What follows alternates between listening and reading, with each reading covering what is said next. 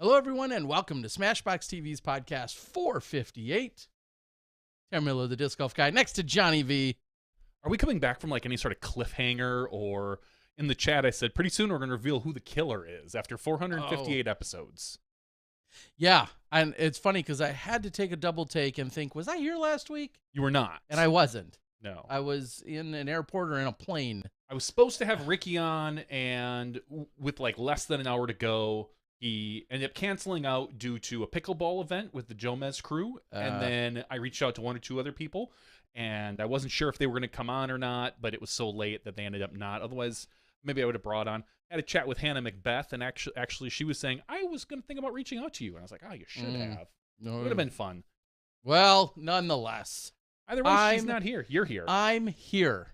That's what doesn't matter. But we're here. Welcome in, everyone. In just a few moments, we're going to have Adam Hammes. We're going to, of course, talk about the Portland Open that just took place this last weekend. A couple other bigger events, A-tiers and such, going on around the country. We'll recap and discuss a few of those and other news and happenings of things happening and going on in the sport of disc golf. We'll go from there. Sounds like a lot of fun to me. Yeah. Tuesday night with Johnny and Terry. But more importantly, we're going to hear from our MPO champion. In fact, he's all dialed up. He's ready to go. He's in Montana. He's the PDX Open champion, Adam Hammes. The very first Elite Series Plus champion. How we doing, boys? Good. How about you? Good. I'm doing good. Anthony and I just got to Montana last night, slept in a hotel, got practice starting today, and now we're chilling in a parking lot.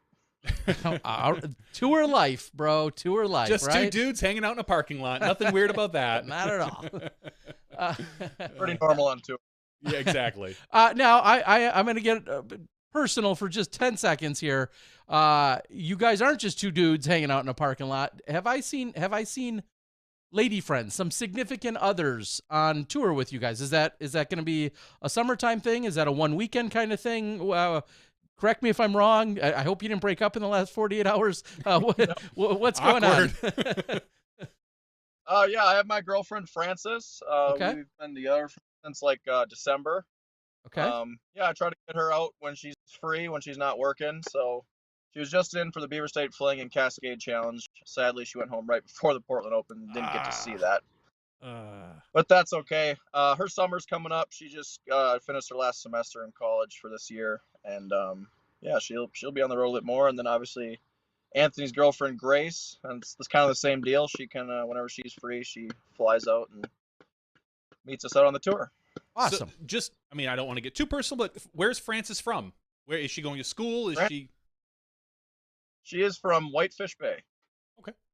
All right, so Wisconsin girl. So just outside of Milwaukee. Yep. Yeah, just literally not far from us. Like 5 minutes up the road from me. I'll visit and say hi. Johnny V's delivered newspapers there before. Nice. No. And she goes to St. Norbert's in De Pere, right by Lambeau Field.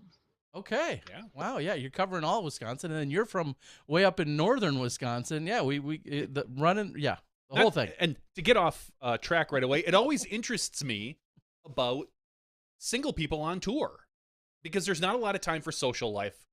And, where do you meet someone? Do you have someone? Is it off season? Is it like the whole long distance and significant other thing always, for whatever reason, just really interests me on how people deal with that throughout the year. So have you been, what is it? A lot of video calls, or just kind of like, hey, I'm going to be in town, or like Preserve. Is she going to come out to the Preserve and things like that? Yeah, she plans to come to like Preserve. I don't know about Ledgestone. We haven't really figured it all out yet, but no, yeah, I mean, it is long distance. It's easier for me, obviously, because she's in Wisconsin. So when I do go home, she's only a couple hours away, and then yeah.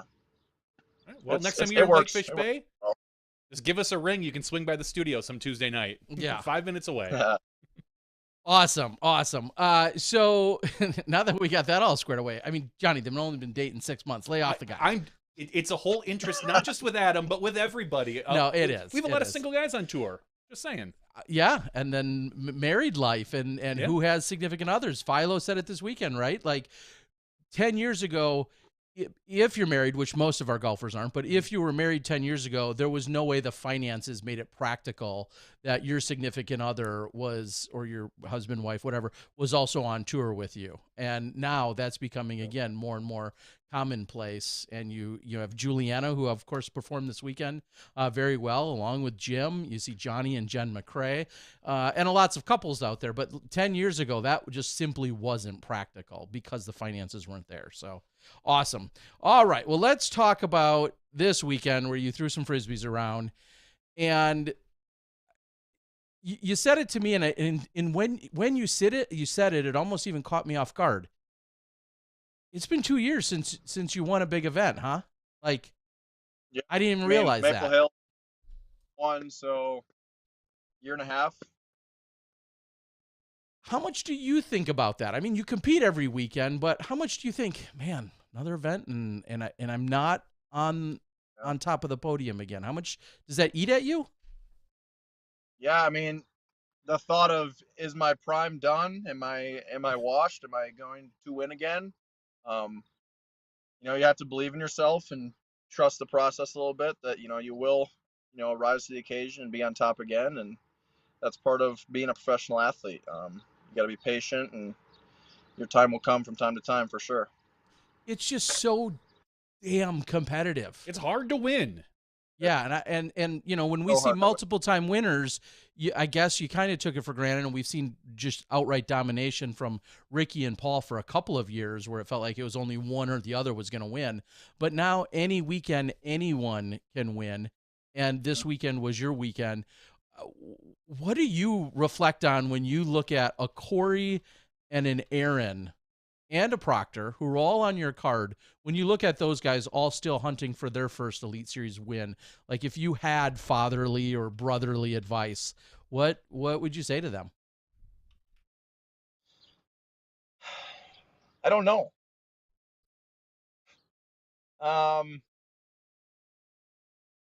That's a tough question. I'm not sure.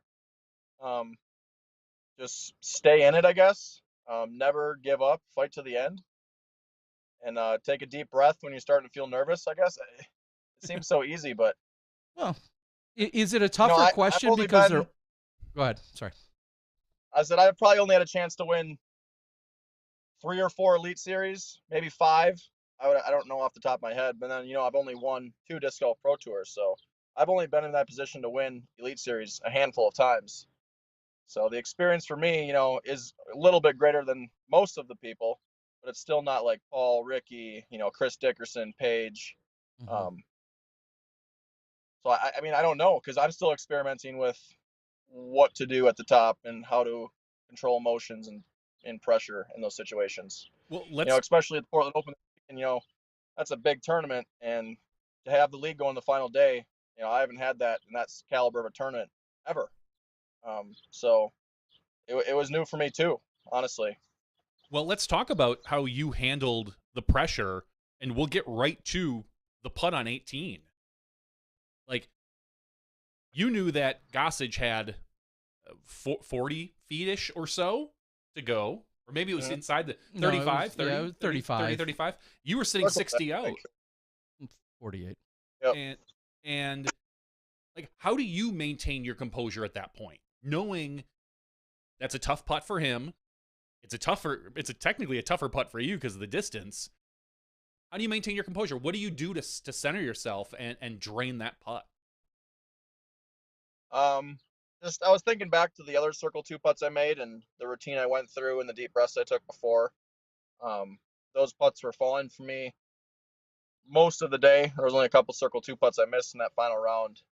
But yeah, I stepped up to the putt. The wind was down at that current time. I took a quick wind read with some grass, and I was like, you have to putt this almost now, because if the wind comes, you almost have no chance. And I instantly went back to it, like 2 pump fakes, and I let it fly. And it was a pure line. The wind didn't mess with it at all, and it fell. So, no, I don't know. I just stayed focused like I was for the whole round, calm and focused. I never really got too antsy over a shot. And, I obviously I wanted that last putt to go in.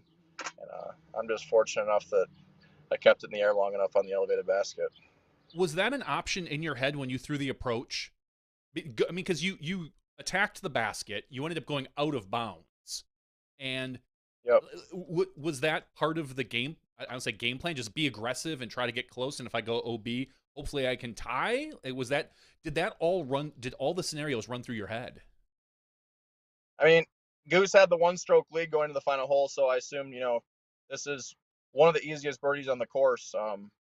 Almost everyone in the field can reach that hole in 2, whether it's air shot roller or air shot. So I had to sit there and assume that Goose was going to birdie and win the tournament, so I had to eagle. So I was standing over my second shot lie and talking over with Austin Turner, and the wind was just swirling. It was all over the place. I didn't really know what shot to throw. I had the backhand turnover flex at I think it was maybe 450 to 460 in, or the roller. And I was throwing the roller really good all week, and I threw a couple in practice into that green. So I went with the roller. Not a good release, overcooked, too far right, and it went out of bounds. It went out of bounds 60 short right. Yeah, and you knew that. I mean, getting a roller to finish inbounds over there was going to be tough no matter what. I mean, you could give yourself 20 tries and the likelihood is still relatively low, but it's something that you had to do unless you were, trying to finish maybe way off to the left side of the hole. And even that's not necessarily easy. So it made sense what you were doing. I guess the question is, and you've just kind of described giving Gossage all the respect and the rest of the division the respect of thinking, hey, you're going to get up and down. But when you put that in and then you carded the birdie, did you feel like, wow, like I just put a ton of pressure onto his shoulders? Like I just took all the pressure off of my shoulders and just dumped him like a 200 disc bag of Frisbees and just dumped him on his back at that point. Did you know what you put on him? Yeah, I mean the crowd was so loud, and instantly I knew the momentum has changed, and then he has to go up and step over his 30-footer after he left his upshot, significantly shorter than he probably wanted. And I mean, elevated basket, and he did not make it. I remember, I was on the sideline, and I just remember, you going out of bounds, and nobody was second guessing your decision to be aggressive for all the reasons we just talked about. And then I think it was off air, I chimed in to Ian and Philo, and I'm like, guys, like that Adams is actually still makeable. He's not so far back that, that's a guaranteed par. Like he's within putting range. And I'm like, I think it's about 60. And then I got a little closer. I'm like, that might be 45 or 48 even. Like he's in between circles. This is a makeable putt. And Philo told me after the tournament, he said, thank you so much for giving us that. He's like, we didn't even really think of it as being a practicality because they couldn't quite tell where you had gone out of bounds. And did you know how close? When OB, the flag goes up, did you realize and think, oh, I could still make that? Was that even a thought? When I got up the fairway and I looked way down there and I saw the orange flag on, out of bounds where my disc went out, and I was like, wow, that went out, closer to the basket than I actually thought, because from my angle when I released the second shot, it looked like it rolled out of bounds 90, almost 100 short, and I would have to throw it in, to tie, or to have a chance at least. So when I got up there, I was definitely a little shocked that I had a makeable putt, and Austin said, go bang that thing, go make that putt. What was how much strategy was talked about with Austin while he was on the bag? I mean, was he, and what I mean by that is, was he just a friendly banter chit chat kind of conversation, or was he a, hey, take your force and throw it here kind of conversation? Like in general, what kind of caddy was he for you? More or less just someone to talk to and make crack jokes. Okay. That makes sense. Here, throw this one lefty like I would. There was a couple instances where I, pulled him over and said, hey, like, talk me through this, just like this angle, this speed, this the right disc, and we executed a couple shots together. But for the most part, I just did my thing, and we just had a good time. Yeah, and I guess I kind of assume that. I mean, you're obviously a top-level player, as is he. You know what you're doing. He's also a lefty, so I don't know if I should take his lines. Exactly. You know what you're doing out there. It's just a matter of him, giving you that banter or that calmness or that, friendliness. Now, he played but had a not so great weekend. Is that am I right on that? Yeah, I think he was 2 over for the event, but he was super, super stoked to caddy for me. He actually caddied for me for the final 3 rounds. So after his round 2 round, he instantly came out and grabbed the bag. 3, and then 4, he actually didn't have to play in round 4, so we planned the tee time together. One of the advantages of not shooting so well, you get to watch the lead card, I suppose. Yeah. What were some of the well, let's go back to 17 actually. Run through the course backwards. No, and I know. I was just trying to think of different moments. I mean, I was making notes throughout the round and thinking about a few things. But 17, you and Corey were basically landed what felt like a few feet apart in those that little clumping of trees. And it seemed like neither of you had a lot of good options to get out of there. Just describe what was going through your mind there and what were the scenarios. And did you think you could save par even? Par was definitely the goal from there. I did actually try to play for birdie. I had a small window and had to push a nuke out, probably 550 low ceiling. It would have been a pretty difficult shot. But I tried. I hyzered out left. It skipped into the gap to maybe like 120 feet. Corey was, where was Corey? Corey was, I think, a little bit more pinched. Okay, yeah. But from where I was, birdie was possible. It would have taken a miraculous shot. I think Corey was a little bit more pinched, and he was kind of just trying to play for par. He threw a flex shot out there and it didn't come back. Even if it would have came back, I don't think it would have been, maybe circle 2 at best.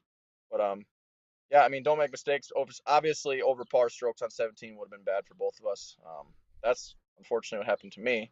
I did not get up and down from 120 feet. I tried to throw a jump putt and the wind was swirling, and it just kind of clipped the last tree I had to miss to push into the circle and stayed at 35 feet and hit it off the band on the step putt. So, how much pressure were you feeling on set? Because you're very well aware of the scores.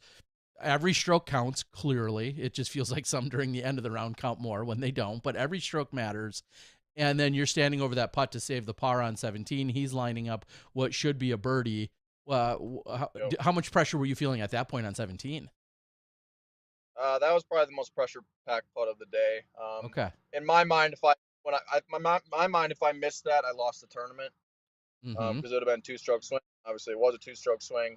Then I gave Goss the 1-stroke going to 18, and with how easy hole 18 can be for birdie, I thought I lost the tournament. I was pretty frustrated to get all that far and then to jump putt approach be the mess up.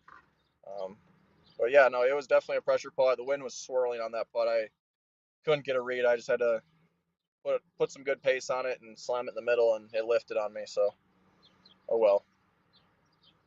Yeah, not a problem now. I think back to a few holes prior, 13 and 14. Your birdie streak came to an end. You had those 6 in a row, which I felt was just so crazy because you talked about that the day before. I was gonna say, and something Terry literally called on the air. Earlier that he had talked to you and said, these are the holes that Adam said he's got to get, and then you went out and did it. You got 17 through, well, I think, or 7 through. I think 12. You wanted 13 as well, but you got 7 through 12. That's an impressive streak of birdies. I believe you're the only one to get all of those. Yeah, I had some really good nukes in my bag this week, and it made some of those tee shots on, that stretch of holes seem so easy, and then the approaches in even easier. Those 6 holes felt really easy this week. I felt like every time I played them, I would have birdied them. So, yeah. So let's lean into that just a little bit and talk about, I don't need every disc and every weight and every condition, but what is kind of your some of your go-tos as you just talked about nukes? What are you throwing, forehand, backhand, and then what are you rolling? What's kind of the setup for you? So I think I had 3 main nukes in my bag. I had like 2 distance overstable ones. One, that red one I was throwing a lot, was more on the overstable side. And then I have my Good Schlitt Dan Schlitter green nuke, which is for all my rollers. And I can throw that thing and land it at like 350 and it'll roll out another 300 if it's a really good one. It's one of the best roller nukes I've ever had. It's been in my bag for a long time. And then forces, I have a Flippy Z-Force, one of those old pink runs. I have a medium stable one. And then I have a newer one that I just got from Bob that's really overstable. I didn't necessarily throw that disc a bunch, but I would say 85% of my tee shots this week were with a nuke. One of my good ones, either my blue one or my red one. Okay. And then the Athena is what I threw on the playoff hole one. So hole one, I was throwing Athena off that tee. That was like my turnover max distance disc this week. Most people don't think that's a max distance turnover disc, but it's what was comfortable for me this past week, and it was what was getting out of the gaps and pushing right far. So I went with that.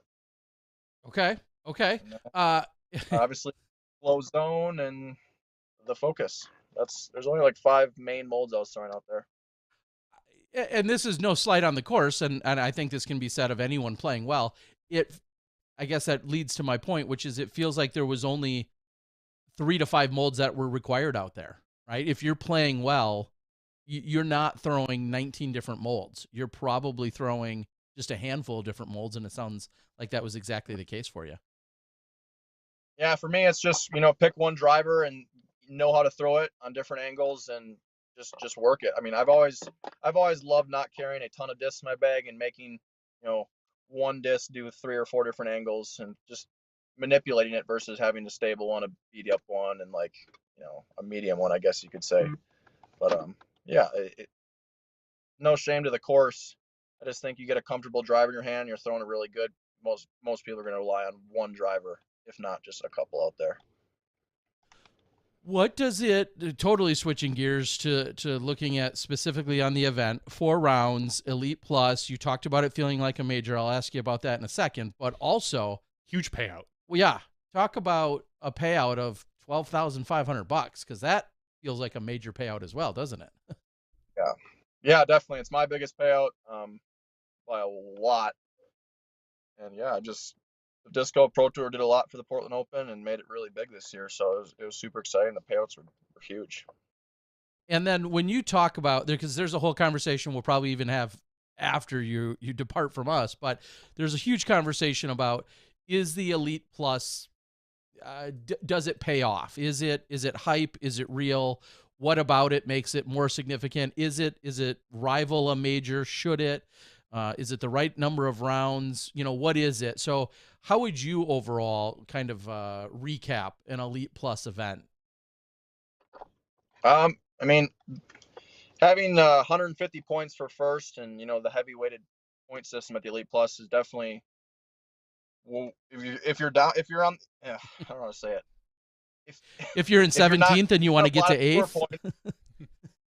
Yeah, I mean, you can make huge jumps. I mean, I jumped from, I don't know, 26th in world rankings to 8th or 12th or something. Okay. I think I went from maybe 20th in tour points to 8th or 9th. Yeah, I think you went from 17th to 8th is what I saw a minute ago. But yeah, you made a huge jump. They want to make a big jump. If people want to make a big jump, it's definitely the tournament. And I think Portland Open did an incredible job. The Disco Pro Tour, everyone involved. They made it really feel a little bit bigger than an Elite Series. Portland Open has always felt a little bit bigger, and this year they went above and beyond, even more. Made it the Elite Plus, and I think all the hype was there for me.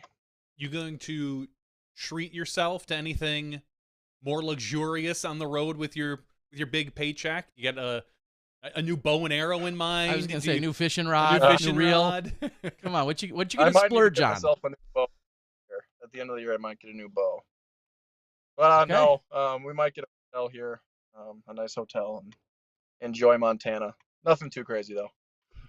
What is the standard, again, sidetrack, what's the standard tour plan in terms of lodging? Are you guys usually Airbnb-ing it? Are you hoteling it, staying at people's houses? What's kind of the mix up there? Yeah, so we have a crew of 4 of us, me, AB, Tristan Tanner, and Austin Turner. Us 4 have been going in on Airbnbs every single week, and we always switch off on who fronts the money, and then we pay each other back. But yeah, me and AB travel in my vehicle, and then Tristan and Austin travel in Tristan's vehicle, and we just go in on Airbnbs each week. Okay.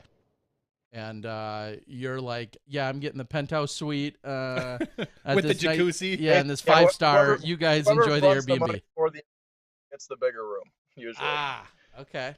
That's a fair compromise. Okay, but we always try a full size bed or bigger for everyone.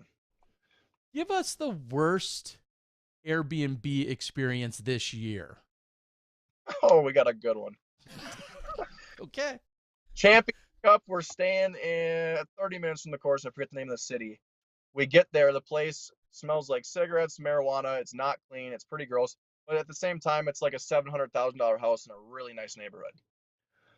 Anyway, I go to turn the sink on, no running water. We've soon to figure out every faucet, no running water. And I contact them, and they told me that there's a water outage in the area. And I didn't buy that for a second. I went across the street actually and knocked on the neighbor door and said, "Hey, is there a water outage in the area?" "No, not that I know of." He goes, "They probably haven't paid their water bill because last time I didn't pay mine, they shut it off instantly." So What? that was on a what day was that? It was a Friday night we got there. So Okay. obviously, the water company, they're not working Saturday, Sunday. So they told us we'll turn the water back on Monday. So we had no running water for the first 3 days in our Airbnb at Champions Cup. Wow. And I guess personally at that point, I probably would have. I guess I would have. I mean, I don't remember how Airbnb There was work. no other places. We Yeah. were kind of screwed. I mean, we went and got a hotel at that point. We'd have lost a lot of money from the Airbnb and then had to pay a lot more, even more. Yeah, and that's what I was thinking. Like, could we you just got- pay for one night at Airbnb and bail? But yeah. what did Airbnb do for you? Not much, and we got a small refund from Airbnb, and then we got like maybe $300 back from the owner themselves.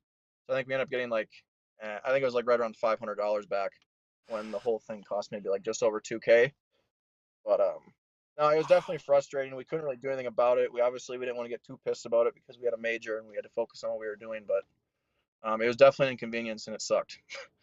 Okay. The best Airbnb experience you've had this year. Let's counter that. The best one. Maybe what was the best one? The best Airbnb? Best Airbnb. Or experience or special or something unique to it or location or sites or anything. We had a pretty sweet Airbnb in Nashville, pretty close to Broadway, so we always had some fun after hours down there in Nashville. I don't know. We don't usually spoil ourselves and get crazy ones. We try to find deals and at least everyone gets a bed. So yeah, that's got to probably raise the I had pretty crazy Airbnbs in the past with Jeff Corns, but I didn't pay for those. Yeah, I got an Airbnb recently. Stevie Held and I went up to Zobel. He got an Airbnb, and I'm not kidding you. We walked into a room, triple bunk bed. It slept Nice. three Triple. a triple for three for me, Mark the Shark, and Matt Parker. Who was on the top? None of us. I looked at it and went, I got the living room couch. Shark took the mattress Yep. and went in the laundry room. Like, Steve's just like, oh, I don't know. Yeah, Steve took the other big bed. I mean, Yeah. it's Yeah. very, very typical stuff. And that's what I was going to say is when you're talking about getting an Airbnb that doesn't pull that shit, that, gives you legitimate beds and bedrooms, you're always going to be paying more. So you guys are, doing it. It might cost you a few dollars more, but your comfort is worth it. Yeah. So, Usually try to keep it between $200 and $350 per person each week. okay. That's I about love what it. we're at. Awesome. So I have a question regarding the shirt. Is that an Adam Hammes shirt? Is that the hammer? It's the big sled shirt. Yeah. Because our producer Mo has been trying to push the nickname the Magician of Minocqua. I don't know where he picked it up. I think he made it up, and then on the broadcast we saw, the Hammer Hammes. Is that the official tour nickname? Is the Hammer?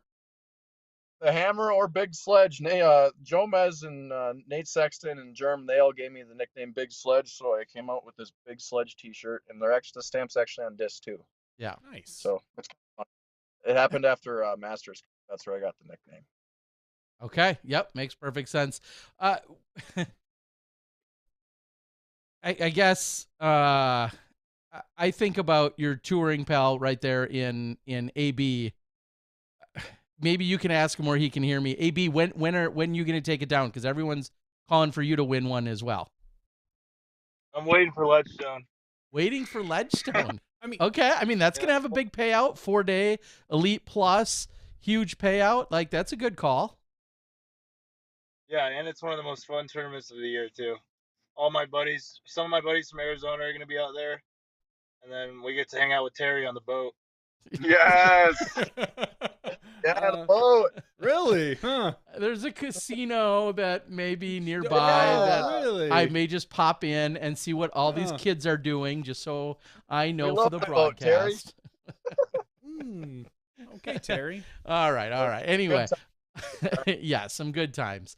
All right. So, is there, during the press conference, I'm looking at everybody's schedule, and it feels like literally every single weekend, like till September, most people are just jamming them all in every single weekend. Is that kind of what your schedule looks like as well?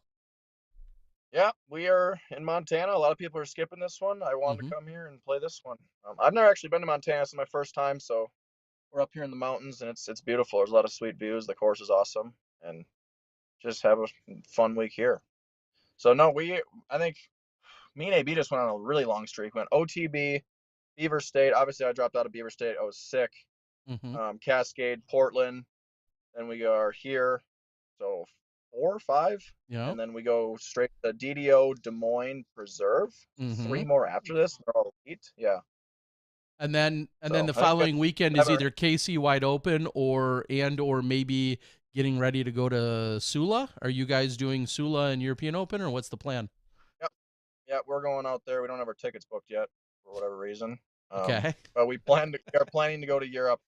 I'm trying to go home and see my family right before that, and then it sounds like we're going with Jeff Corns, me, AB, and Jeff Corns. So it sounds like we're going to be flying out of Chicago.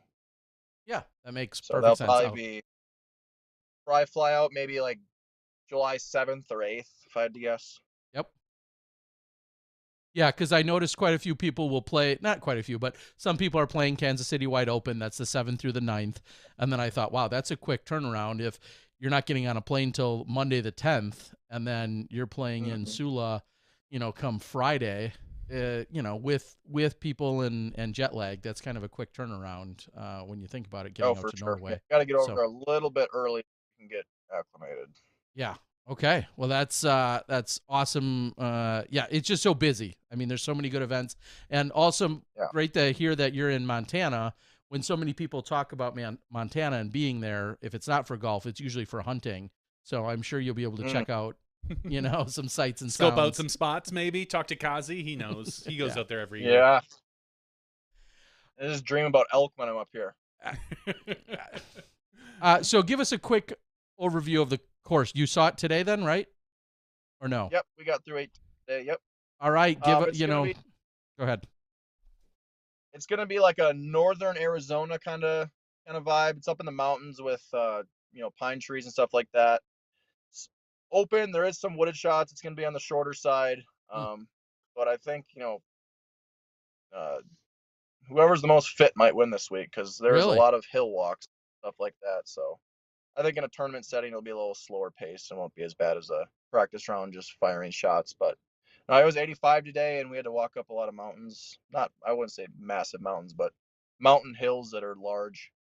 And in the heat, it was a long round. I was just gonna look. Do you have any idea what the forecast looks like for this weekend? Is it going to be? It's going to be physically taxing on you.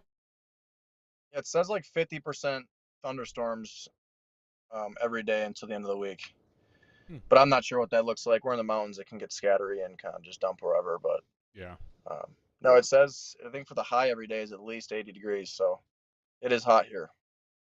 And so, what kind of elevation are you talking about? I mean, stuff that you're really noticing the overstability on disc coming into play, or is it minor? It's like I'd say the course is probably like 3,500 feet. Okay, that's what the tournament director told me today. We definitely noticed a little bit of a more stable edge on our discs today. I'll be throwing flippier discs for sure. I think the good Schlitt roller that good Schlitt nuke I was talking about might be my distance air shot disc here.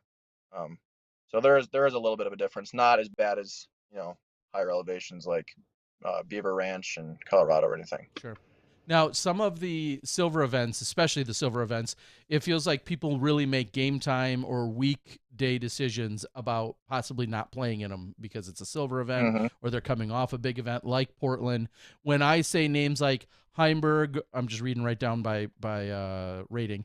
Heimberg, Burr, Barella, Robinson, Dylan Blanchard, Marweed, Alden Harris, Double G, yourself, Kevin Jones, all people you're expecting to be there, or do you know of any of those not? I expect the Alden Harris, Gannon Burr, and Isaac Robinson crew to be here. They play all the Silver Series. They're young and grind it out all the time. Yeah. I'm not. I did see Marweed's van today, I think. So I believe he is here. Yeah, he is here. He also had that huge ace today. On a pretty crazy hole. What? Tell us about it. Yeah, I expect Emerson Keith's not playing. I called him today. He said he flew home. He was still on the registration. Calvin dropped. I think Calvin has some slight back issues, not very major, but he just wants to take it off. If anyone can afford it, he can. And so he's fully ready to go. Yeah, I mean, and Calvin battling back, it's a whole secondary story to you winning, but Calvin, who started off pretty abysmal and then really fought back into a solid finish for the weekend, he's proven how consistent he is, and maybe that's where your comment comes in about, if anyone can afford it. He's played good golf. He's got plenty of tour points. When it comes to, I was thinking of a rumor I heard about Calvin's contract. So instead of talking about that, I'll kind of divert to, do all the tour players kind of know what other tour players' contracts look like? Or is that just within a small group of your friends? And is it an awkward conversation? It's pretty quiet, honestly. I don't really have an idea of what. There's rumors that fly around of who people are getting paid what and stuff, but I don't really pay attention to it too much, and I don't really know a whole lot. Even AB, we don't even discuss our contracts, even though they might be pretty similar. But there really isn't a whole lot of talk about it. That's what I was actually going to ask, if you knew what your traveling partner's contract was compared to yours. I mean, clearly you've got 2 Elite Series wins. You should be just raking it in versus, Mr. Passenger over there. Yeah, does he even get a bed? I don't even know. He sleeps on the floor until he wins. Ouch. What are you going to say? Say it to his face, Johnny. Say it to his face. I'm like 5 or 2,000 miles away. I can say anything I want. And regardless, hey, listen, the last time we played an event together, I think I beat you. You were like 14. That's all I can say. Where did you beat? I think it was 2012 Mad City Open. No, I think it was Memorial in like 2012 or 2014 or some crap like that. We were both advanced players. I think he took like 10th and I took 5th or some bull crap. Yeah, he's talking trash to It was AB. A long time ago. It was a long time ago. When AB wasn't taller than him. Yeah, AB was probably like 13 or 14 and was still out driving everybody. It was ridiculous.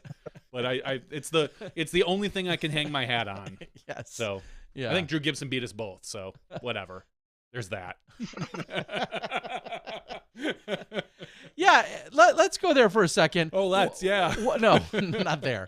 You and AB, why aren't you guys causing like a scene or starting shit on social media these days like some of the other guys? Neither of you guys really do that. Why not? What kind of stuff do you want us to stir up? I mean, you just go out there, give us a hot take. I'll put it in air quotes. Give us a hot take that like half the people just absolutely disagree with, or is maybe too cocky, or is just completely idiotic. I don't know. Like, isn't that? I don't know. That's not who I am, and I will never do it. So, all right. I don't know what you want me to. I don't have Twitter, so I can't just go on Twitter and tweet some stupid freaking thing. How much do you guys pay attention? Do you guys, you're in the car, you got a 600-mile drive, and are you ever like, oh God, what did so-and-so tweet or put on Instagram? Do you ever even like look or care or have those conversations about what others are saying? Oh yeah, we always look at that stuff. Everybody on tour talks. They all know what each other are saying, and you lurk. I think everyone in disc golf wants to know what the next beef or drama is, because it seems like there's a new one every week. All right, so give us the insight now. What's going to be the next topic? Or what's the topic everyone's talking about right now? Hopefully me winning the Portland Open. I don't know. Okay, that's such a nice cop-out. I love it. There's a bunch of people on the internet hitting on my step putt, so because they're thinking it's. I guarantee if you slow every single one of those down, the putter's well out before my left foot hits the hits the ground. So Okay. for Yeah. all the step putt hate, it's clean, it's pure, it's legal, and it works good. Yeah, Sorry if you don't I've like got it. honestly no problem. We've said it. We've talked about this on the show before. I think step putts. It's with step putts. I think it's a lot harder to be illegal because I think once your foot hits the ground, your balance would be a little bit shaken from the putt. Well, yeah, I mean, as opposed to jump putts, all which the all the pop for me in the step putt comes with my foot off the ground. If my left foot was on the ground, I wouldn't get any pop and it wouldn't fly correctly at all. Mm-hmm. So, for all those pure putts that went in, they're perfect. They were absolutely perfect. I guarantee it. We'll slow them all down later on the show. Don't worry. Yeah. Once you're off, we'll be like, look at this. I thought about going back and slowing them all down and making a little video and posting it. Yeah. Okay. Okay. I mean, that. Guys, go here to slow down. It's legal. Who's the best step putter right now? Oh gosh, who else step putts? AB step putts, Goss step putts sometimes. Ooh. Yuli, Brody, I've seen them both all step putt. Felberg? Yuli and Brody step putting. Who? Felberg? Felberg, yeah. Yeah. Felberg, yeah, he's definitely up there. No, he's not. Don't lie. Ezra step putts pretty well. Yeah. I don't know if there's one clear. But if you had to put a $50 bet, or we'll go 100, you just won $100 bet on line up 10 guys and say, okay, this person from 60 feet is going to step putt and make it. Who you putting the $100 bill on, and yourself included? Is that you? Yeah. Me. Yeah. Okay. Does it feel weird that you've changed up your long range putting attempts when you have been so successful with other styles? Yeah, it's weird. Putting styles have always been fun for me. I always like to switch it up.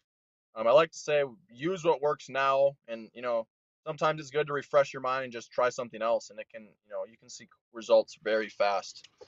So you'll have a little era where you're straddle jump putting. You have an era where you're not. You're just stepping them or not even jumping at all. I mean, I've been through all of them, so I could maybe someday go back to not step putting, but in the current time, that's what worked the best, and that's how the disc was going in the basket, so I go with it.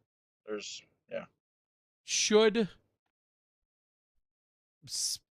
don't want to just say should C1 be expanded.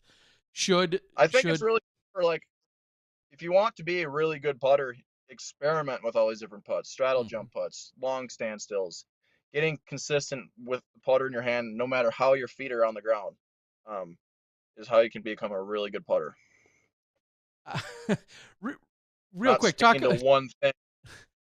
Talk us through your situation of being in that tree, because that clearly was kind of a sideshow to the whole. Is that the day? And is that the first time you've putted from a tree like that? Oh, definitely. Okay. I mean, we come from a wooded area, so there's a lot of trees. I could see a Northwoods Open where you're stuck with up kind of in a tree, maybe, Yeah, but you were like 4 feet up though. Those trees on Glendivier are so big. I don't think you could ever get your whole body, 4 or 5 feet up in a tree like I did. Yeah. So what was the conversation that you and Rebecca and the group had? I didn't get over there in time to hear it myself. What were some of the things that were being talked about there? We were just trying to figure out if I can get up there and get a legal stance. So that's why I jumped up there before Corey putted, and we just kind of wanted to figure out. And then it's nice to figure out what's going on in the green that's weird, and then we all kind of just putt in a row, so it's a smooth thing. But yeah, I just jumped up there, tried to see if I could fit behind my disc, and I could. I put my mini down, I got a little bit more room, and just had to hold a balanced stance, because if I would have putted that and then fell back on the tree, it would have been illegal. I believe, not 100%. Would that be? I mean, you got to maintain balance. You can go backwards, you can't fall forward, but you have to maintain balance, or show some display of balance. Yeah.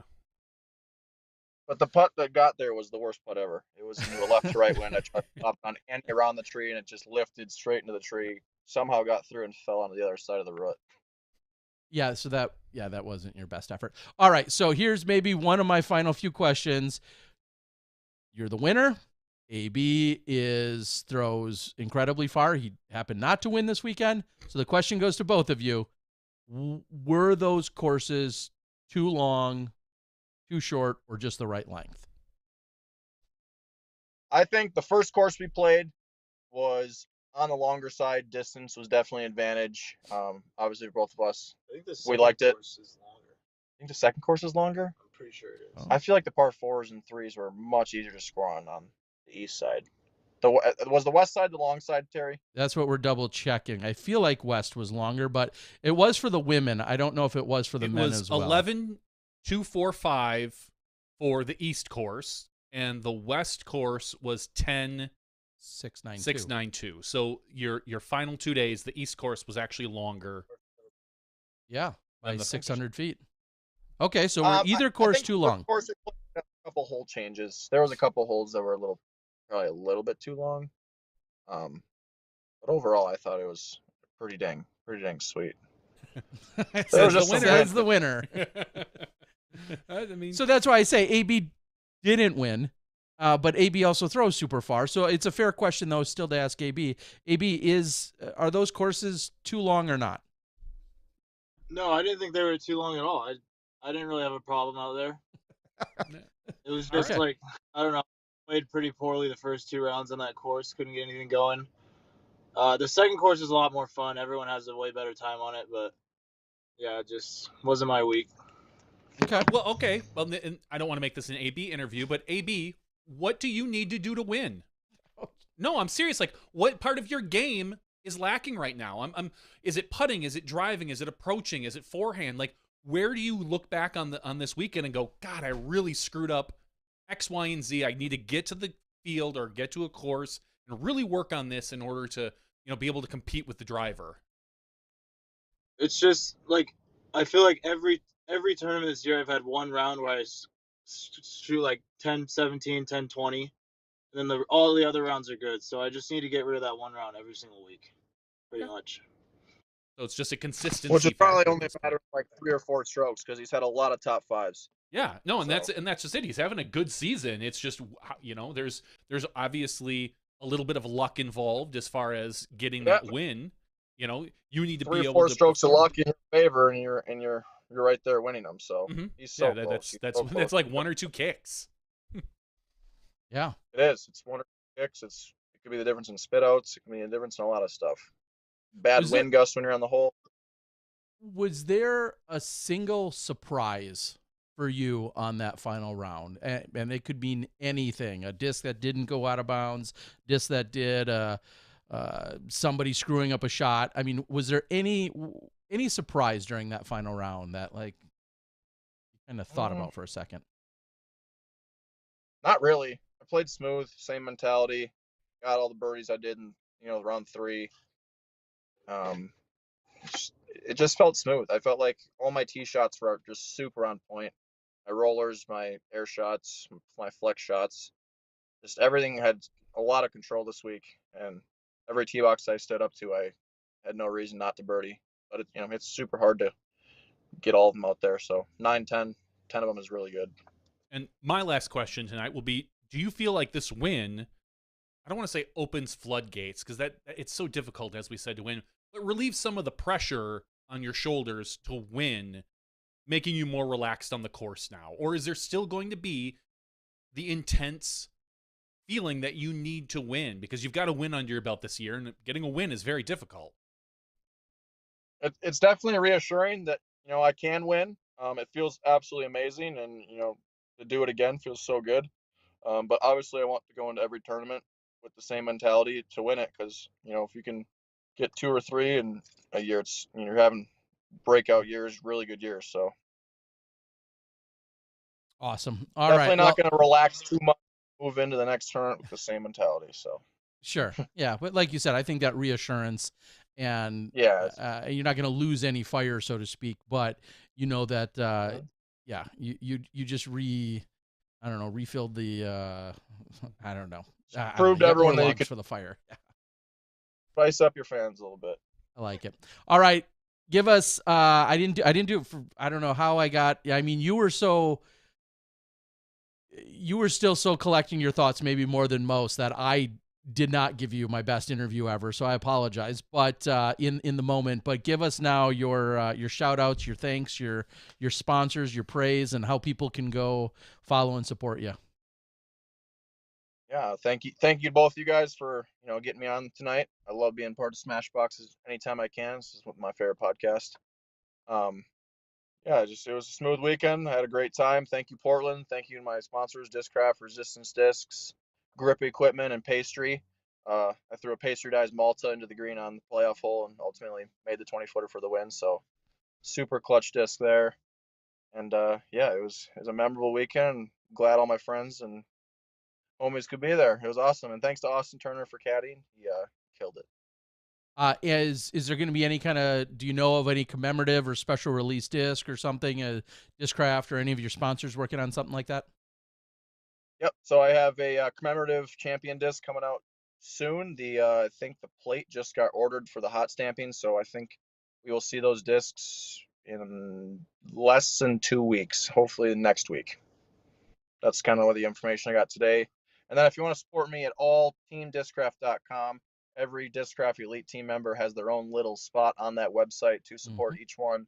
You can support Goose, Corey, myself, anyone on Team Discraft, Anthony, and I should have some sweet stuff on there coming soon as well. So there's the jerseys I wore in round 2 and 3 are on there. There's plenty left. They're super comfortable. They're true to size.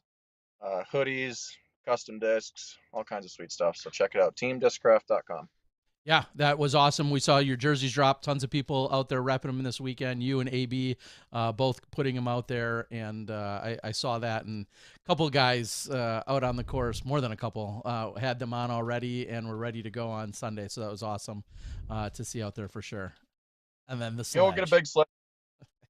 Love it. There's more. All right. Well, guys, I appreciate all of you guys. I know you got a couple of your homies, as you said, that are rolling with you that also then had to be subject to all of this. So we appreciate everyone's patience. And again, for you joining us here tonight, congratulations on a huge victory. And as we said, we know AB is going to be right there in the hunt, trying to take you down at the next one. And we're all here for it. We love it and super proud of you. And it's awesome to see. So doing Wisconsin proud. Absolutely. So we love it, buddy, and thanks for joining us. All right. Thanks, guys. I appreciate you. Thanks, Adam. Have a good one. Have a great night. Good night, everyone. See ya. All right. All right, Adam Hammes, champion this weekend, which Portland Open 2023 Elite Series Plus champion for $12,500. That has a long ring to it. A little long for my taste. Yeah, well, you can keep saying it, and he'll keep counting his dollar bills. I understand that, as he should. He performed phenomenally, and a little bit of luck here and there, some phenomenal skill. It all adds up to a victory. Yeah, and it leads me to another comment. Remind me to come back to talk about those hot stamps. And I was going to throw out a... Well, we're going to talk hot stamps. I know, and that's what I was going to say. I was going to throw out a joke, but if he's not on the socials... keeping up on the drama, then it wouldn't have mattered to him. So let's recap what else we saw in the MPO division. Everyone that didn't win. Let's talk about the losers. I want a whole segment like now the losers. It feels bad saying this. Aaron Gossage, the first loser. Unfortunately, too soon. Yeah, literally too soon. I don't know, man. 24-hour rule. Aaron Gossage goes into a playoff with Adam Hammes and unfortunately does not come out the victor. Aaron had a great weekend. Great driving, good putting, all that great stuff. Corey Ellis in third place at 29 under par, one stroke behind those guys. If he just could have birdied that last hole, he'd have been in it with them. But, woulda, shoulda, coulda. There's probably 6 other places on that round he would have loved to have a stroke back. Fourth place, Mr. Consistent, Isaac Robinson. Now, as we joked about before, sliding down the leaderboard. A first, second, a third, now a fourth. What is he even trying? What's coming of this guy, man? It's just, it's tough to peak early.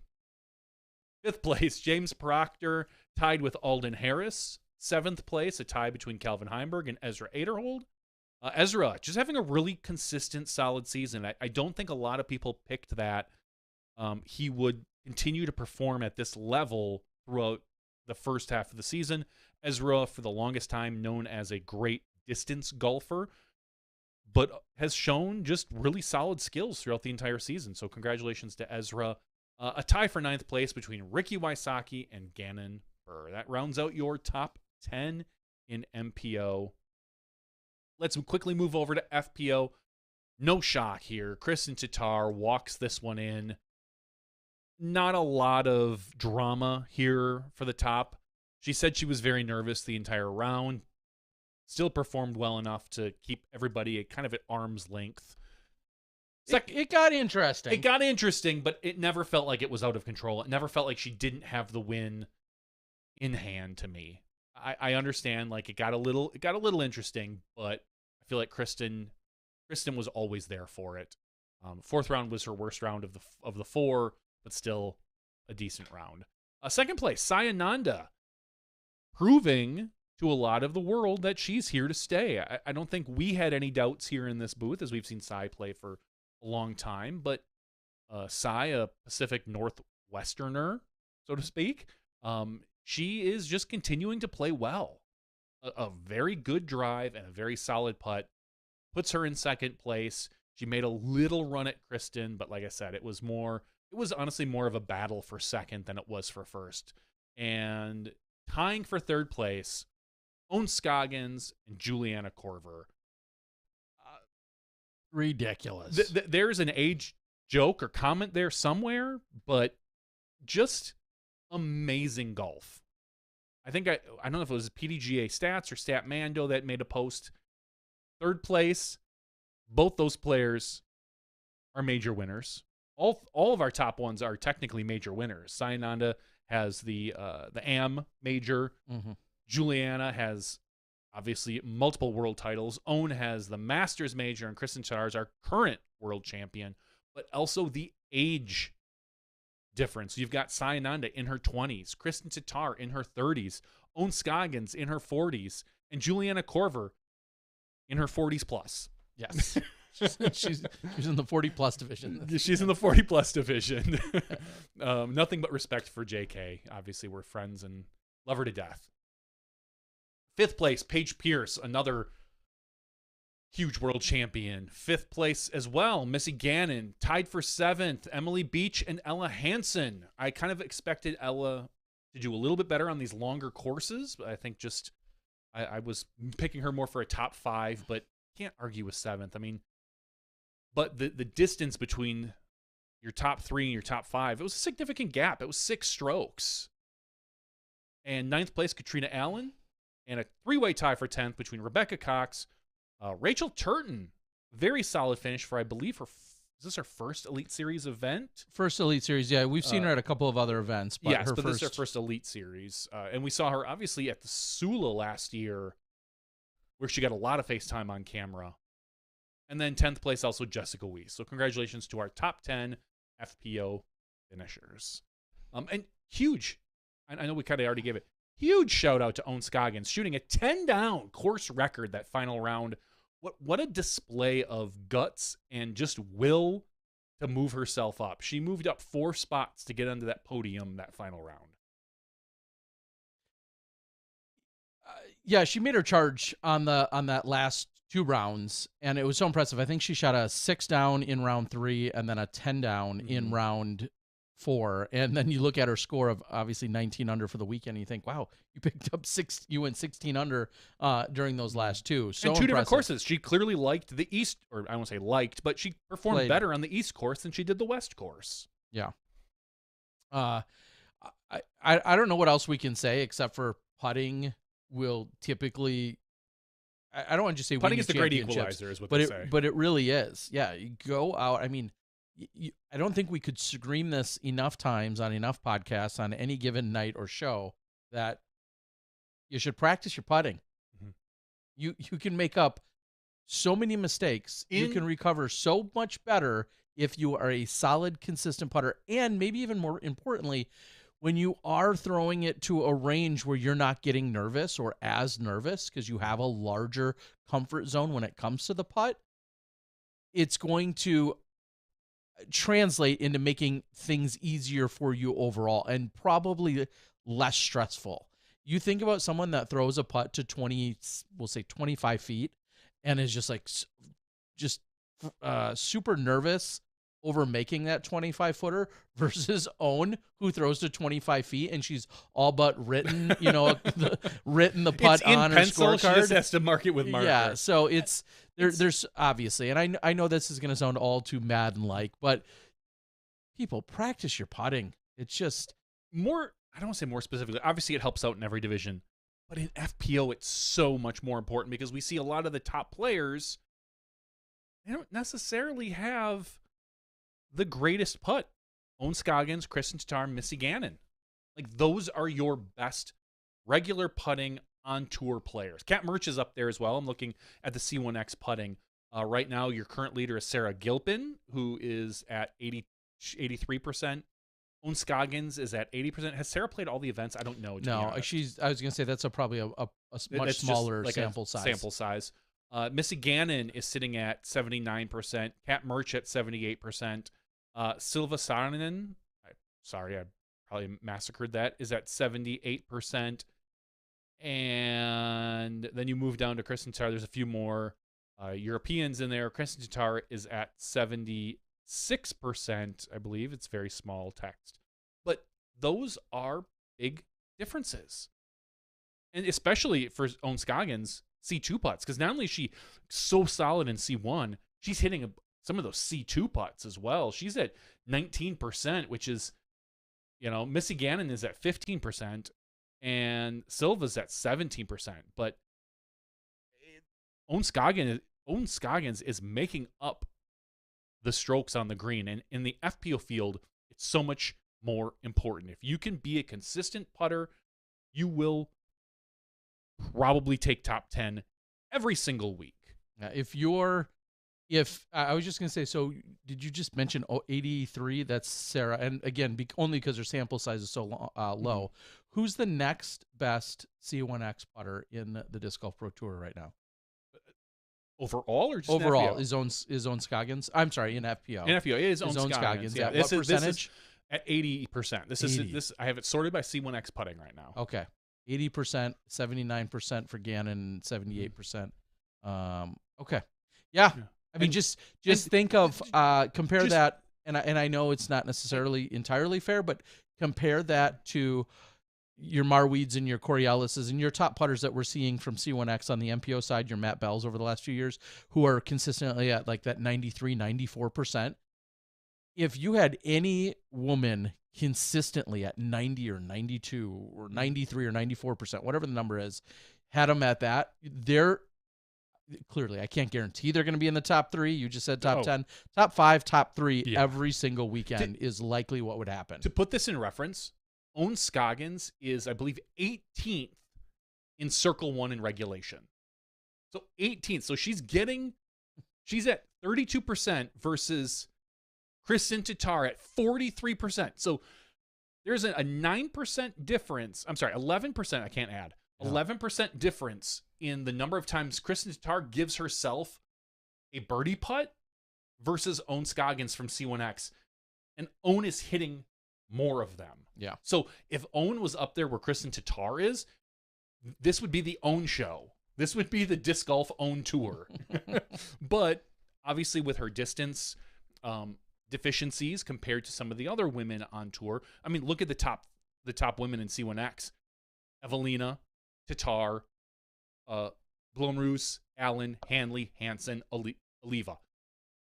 All crushers in that field. You can't. They're just. You gotta get done. You gotta get it done on the green. The key in FPO right now. Yeah, you gotta get it done. Yeah, until those big long throwers can get it done on the green, Ohn will continue into her Masters plus aging. Masters plus aging well into the top 5 or 10. So that's about all I feel like we can say about that. Putt for dough, people. Putt for dough. Couple of quick notes then also on the MPO side. Well, we could talk FPO side since we were just there. Paige Pierce, very much in the conversation and lingering, but doesn't have a dominant weekend by any means. For the first time, we've seen her in the middle, I guess. We've seen her win events, Yeah. and we've seen her. Granted, an injury-prone, Champions Cup example where she really struggled and was way down. I almost hate that Champions Cup is even on her resume for this year because she played so injured that it will continually talk about it, or it'll be in the books, but there's not an asterisk that was like, hey, played at 60% when she really shouldn't have probably even played. So it's always going to be out there. But anyway. Gotta have it, though. Exactly. But so you see you see Music City, you see Waco, where those were just very unpage-like. And then this one's finally like in the middle, where she wasn't on the top and she wasn't on the bottom. She played in the upper echelon. This is kind of where I expect her to be or better. When Paige Pierce, when you talk about Paige Pierce for the weekend, you say, all right, where's Paige going to finish? Everybody should be saying, she should probably finish top 5. Because that's where you feel like she is. It still feels like it's the Tatar, Own, Paige, Kat. Like those to me feel like what should be. And that's not bearing out as we see. We've got Sai, we've got Ella, we've got Holland, we've got Emily Beach lately, Maria Oliva lately. It's the field is getting deeper, but you still feel like Paige's floor should be like top 7 at worst. Yeah. And that's not bearing out. So we'll see how the rest of the season goes if that is what happens. And I know we talked about this, the quote unquote monkey on her back. I'm still waiting for that weekend where Paige beats Tatar heads up. Yeah. Paige has performed well, but it's basically been at the events that Tatar wasn't there. Yeah, and you have to wonder if that has been coincidence. No, I mean, I'll say she did beat her at the Austin event, the Open at Austin, where Tatar took 5th. I believe, was that the event right before Tatar left for Europe? Was that the one that she was kind of, quote unquote, checked out of? Or no, was that, anyway, no, you're right. That was earlier in the season. So she did win the Open at Austin, the DGBT event, over Kristen Tatar, but you feel like it should happen. I personally want to see more competitive. I want to see more of a battle. One win one week, one win the other week. Maybe we see a Sai and then a Kat, and then we haven't even talked about crap. I'm totally blanking on the name here. Kat Mertsch. Sorry, I couldn't get it out. Kat Mertsch. I was thinking Kat Allen so much I couldn't get Mertsch out. Kat Mertsch has won 2 events this year. Yeah. So there is so much potential in the FPO field. I love that we're seeing Tatar, who is right now unstoppable. Some people really love that. Some people don't want to see that. We saw in the past Paige Pierce and Katrina Allen dominate the field, and some people thought that was boring. And I enjoy watching regardless of who's winning, but I want to see competition personally. Okay. Well, and then a quick shout out. Jennifer Allen did post that she felt a little tweak in her back. So take that for what you will in terms of other events you're going to see her signed up for. She felt a little tweak in her back. She was able to maintain and get through it. It was right around this time, I feel like last year, when she was some fantasy implications, maybe holding her back in between throws, like practically limping around. Exactly. So I was going to say, I don't know if that could be weather related in any capacity, but we had really unique, glorious, beautiful weather this weekend. So I don't think it would have been related to that. Now, I know joints and pain can come from sometimes with moisture and whatnot, but that was never the case this weekend. So either way, if that has some fantasy implication for you, she did make that post as of recently. And I'll jump ahead within FPO and say this weekend, as I'm looking at Missoula still, I had that up at Zootown. In the FPO side, we see that Valerie Mondahano is listed as registered. She will not be playing that, so I would take that to the bank.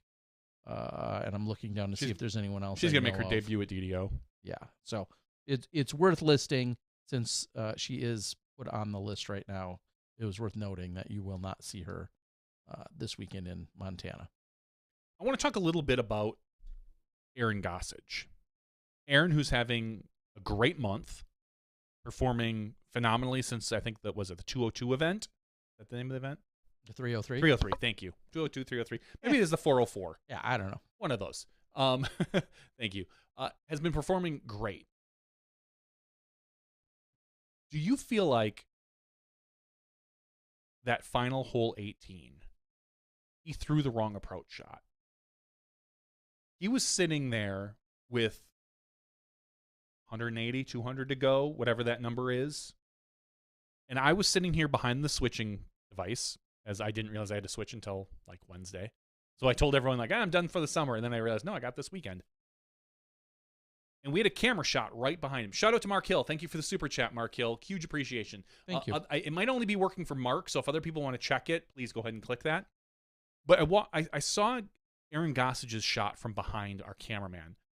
And on the left-hand side, you see a single tree, and it's an uphill shot. Then you see the basket, an elevated basket. And off to the right, you see spectators and a wide open gap. And the first thing when I saw him lining up beforehand, I said it in the control room. I screamed it. I said, "What are you doing? You have a backhand shot." I don't normally commentate on people's shots in the control room, but it just felt like a wide open shot as opposed to a forehand that he had to squeeze under a tree. Did I miss something? Or everybody goes to what they're most comfortable with. And he's clearly more comfortable with his forehand, but it just felt like one of our good friends, his name is John as well, John Turlap, always says, play the percentages. At least that's what he told me years ago. You feel like that was a better percentage shot, or you think his backhand was a better percentage shot? You know, there's a lot of shots that I look at, and they kind of baffle me. And this could be MPO, FPO, doesn't really matter. And it could be any time during the tournament. I can't remember. There was one specifically I remember thinking this weekend, like, what in the heck is that person doing in whatever situation it was? All I can say to that, yes, it does make sense, play the higher percentage, but at this level, that higher percentage should go to whatever, should translate into also what is most comfortable to you. I mean, there's plenty of times we especially look at a player that is dominant, whether it's a Chandler Kramer or a Sarah Hokum, and you're looking, you're like, what are they doing throwing that forehand there when it's such an obvious backhand to most? I use that as one example. Yes, I understand. The logic makes sense where you say, hey, this is such an easy shot, an easy backhand shot. But if it's not your comfort zone, if it's not where if your blankie doesn't reside there, then you got to pick up your blankie and squeeze it real tight and do what's most comfortable to you. And I'll here's my little bit of insight. Answer all of this. Okay. Aaron Gossage gave us an interview during Tournament Central, which I'm so graciously appreciative of. I did not get a chance. I don't know why anyone would want to stick around and do that, but he's a true professional. And not suggesting anyone that doesn't do it isn't a professional. They're not professionals. They're amateurs. Wrong. But Aaron gave an interview to Tournament Central right after he lost. And as he walked away, kind of slapped his leg and said, you got to get up and down from 150, dude. So it's 150. I just feel like at that distance, every professional at this level should have a forehand and backhand that's as good as the other. Now, me walking up there, 100%. You walking up there, I get it. Like, you go to whatever's your strength. Backhand is our strength. You and I wouldn't, there'd be not a universe where we would think about throwing a forehand there. And I understand Aaron Gossage is a professional, and I just didn't know if there was a specific wind, like if it was a right to left that he was worried about pushing or anything. It just comfort. Just comfort. And I feel like, armchair quarterback here, I feel like it was the wrong decision. I feel like you look at that shot and you could say the same of Double G last year, right? Yeah. I feel Double G is a little different. He was a little further out. It was rainy. It was whatever. Aaron Gossage had 150 feet to get up and down. I think Double G was a little more than that. He was running. I'm just saying, second guessing. There's always going to be second guessing in every loss. There has to be. And I know a lot of people are looking at the spit. I'm not even going to say it. The putt on 16 that came out. Do you have it handy? I only saw it barely from my perspective. I could probably dig it up. I would be interested to see it just because it was discussed so much. and I was at some distance away from it to be able to actually see it. And, it clearly felt like a little bit of a momentum shift at that point. Here's what I'll do. I'll mute it. That wasn't my perspective. And I'll bring it up hopefully on the screen for everybody else to see if I can do this. Let's see if I can do this. Can I do this? There it is. I'm so good sometimes. Sometimes I'm so bad. Yeah, sometimes I'm so good. Yeah. So here's the putt. So Aaron Gossage walks up, throws a hyzer putt, hits dead center chains. Not too high, not too low, little bit of hyzer, and it comes right back out at him. It kind of okay. That is nasty. Unfortunately. Here's what I'll say. I've come to a new philosophy. I'm refusing to call those spit putts anymore. Because I feel like Aaron Gossage putts with, in general, a lot of velocity. Yes. And that one did not look like it had a ton of velocity. He was 20 feet out, maybe. 16, 18, 20 feet out. A spit putt to me now has to hit the bottom of the basket and come out. Because our sport requires you to get into the basket or be hanging by the chains. The goal isn't to hit the chains. The goal is to put it in the basket. Every player is looking to put it in the bottom of that basket. And by hitting the chains. The chains are there to slow you down. So when someone hits chains and comes out, that could stick 98% of the time. Mm-hmm. But it's not going to. We know that. There's always going to be 2%. I would say if you hit the bottom of the basket, that's sticking 99.9% of the time.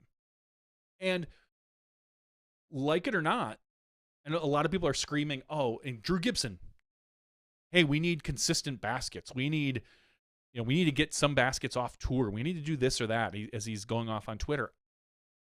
I don't agree. You know where I see a lot less spit putts? FPO. Coming in with less velocity. Our players throw so hard these days. And I don't blame them. Ricky did the same thing for years. There were so many times that we watched Ricky from like 2016 to 2020 just rifle discs from any distance, whether it was 80 feet or whether it was 20 feet. It felt like he had the same velocity. He would hit solid and it would come straight back out because it would either hit the pole, it would hit the chains, it would hit a little high. And when you put that much momentum into a disc, there's a force that comes back. There has to be. It's physics. And it just pushes discs out. I'm done complaining about spit putts, I think. You need to get it in the basket. That putt should have been 7 inches lower. Now, are you more likely to hit the basket there? Sure. If you putt 7 inches lower, it gives you a much smaller variance in your miss. Because where he's putting, you've got 6 to 8 inches above, 6 to 8 inches below. Great. But you've also got all those inches in order to fall out. And so I'm kind of done with the spit putt mentality. Put it in the basket, people. Okay. My take. That's my take. And I'm not ripping on Gossage because we've seen spit putts like this, as people call them now, from a lot of players. We have, but here's where I vary from your take in that. Well, then you're wrong. Where the definition or the usage of spit putt or a spit out or whatever, I feel like has been too broad of a stroke. I feel like every time someone hits a good amount of chains and it falls out, it's too easily to blurt out, oh, that was a spit or that was a good putt. No, because I'll say this, more often than not, you see a putt go in, it looks like a spit, and then when we run it in a replay or in a slow-mo, little left, and you look at it and you're like, high, okay, no, right. That actually was kind of high. I feel like high is often the miss. Well, high is usually missed because there's less give on the chains up high than there is down low. So the likelihood of it coming back is greater, I feel. Yeah. But when you play in replay, the naked eye sees a shot and you're like, oh, wow, was that a spit putt or that was spit or that should have stayed? And then you watch it in replay, which quite a few times we do see on the network. You watch it in replay and you're like, no, okay, yep. Actually, that wasn't. I think our definition is too broad. When I look at Gossages, and this is, of course, no rip on any manufacturer or Gossage, when I look at that putt, though, I feel like if you lined up what we've considered 100 spit putts through the year, that might be the most likely to have stayed in or should have stayed in. That's on the top of the list of good-looking putts that I feel like could or should have stayed in. That's way up on the top of the list. I could find 99 other putts that somebody have said, that was a spit. I'm like, no, it wasn't. Yeah, look at... I'm with you. I'm with you in that aspect. But here's what I'll say. All aspiring pros out there, don't aim at the center of the basket. That pole doesn't move. Ever. It's concreted into the ground usually. Maybe it's a temp basket that's sitting on the ground, but it's not moving. So if your disc happens to hit that pole, guess what's coming back? Your putter. That putt should have been 3 inches to the right so that it didn't hit the center pole. It hit a majority chains, which had more give, which would have been more likely to fall down. If you hit a center putt, everyone calls it the heart of the basket, right on the pole. Bullshit. Not where you want to putt. I don't care who you are. You are risking fighting that pole. Remember the old disc catchers where the chains would part like the Red Sea? And I remember Ledgestone had them where all the chains would sway together. And people that putted in the center, like Ricky, who was always so dead center, would hit that pole and come right back. Clunk. See, I would rather putt 3 inches to the right of the pole every time. I hear you in terms of going off center. I understand your logic and your physics there. I think better solution is don't throw it so hard that it's drilling the pole. That too. I'm good with dead center. You want to be coming downward into the basket. I get that. And I understand that players these days, they've had the fortune of playing on these baskets like Mach 7s, Mach X's, 28 chain baskets that just seem to catch almost everything. We grew up in an era where you had one link of chains and you were lucky if they were metal. Sometimes they were plastic, in some of the baskets we played. I played a course, you and I played a course in Alabama where they literally had, it was like wire. It was wire wrapped in plastic. I forget what that's like. And they weren't chains, and that was the basket you played on. I just feel like the pole is a bad place it's a good place to aim, but you don't want to hit there. It's like looking down the fairway and seeing the one tree, say, I'm going to aim at that tree, and if I get around it, that's great, and you hit that tree. The pole is a good reference point. You want to be just off of it. If you're a righty, be a little bit to the right. If you're a lefty, a little bit to the left. Not a ton, but the circular disc is going to hit that. I don't and you're going to come back. Just don't putt it as hard. That too. Try not to putt it so hard. But I get it. Because most of them don't hit, there's a lot that won't hit the pole if they're just not thrown hard enough. Correct. You have to throw it pretty damn hard to hit the pole in the first place. I understand. That's why I don't have a problem with aiming for it. You're throwing it too hard if you're hitting the pole, probably. And I get that. And it's difficult for players to change up their putt, hitting it, because the harder you throw, the more straight it goes. We know that. It's cool. And that's easy to then line up a putt as opposed to a softer putt where you're fluffing it in. You throw it nice and straight and hard, and it's going right into the basket, right to the heart. You also risk hitting that pole, like we said. And so you're right. There's two ways to do it. Aim a little off the pole, throw it lighter. Both options will probably give you a better chance. But I understand throwing it lighter is probably more difficult than my solution, which is aiming just a little bit to the right. So I'm kind of over spit putts. Unless the disc literally hits the bottom of the basket and comes out, it's not a good putt to me anymore. And I'm gonna try. I'm gonna try to be the one to push this in the world, and it's gonna be difficult because I understand. I'm gonna be in the minority, 100%. I agree. Everyone's gonna look at that and go like, "Yeah, that should have stuck. Shoulda, woulda, coulda, man. Shoulda, woulda, coulda." And I feel bad for Goose. I do. I really feel bad for the guy because he did everything he could, and probably, we're gonna throw it in quotes, shoulda come out a winner. But That putt doesn't go in. If that putt does go in, who knows what happens on the other 2 holes? Then you're playing a game of what ifs. I get it. Goose is going to get one. He's too good not to. He's not going to lay a goose egg. He's not gonna get a goose egg in the wins column. Also not laying a goose egg. Robert. I thought I was going to say Mahanahan. Mahana. Robert Mahana. Robert, thank you for the super chat. I laid Thank a goose you, trying to spit that out.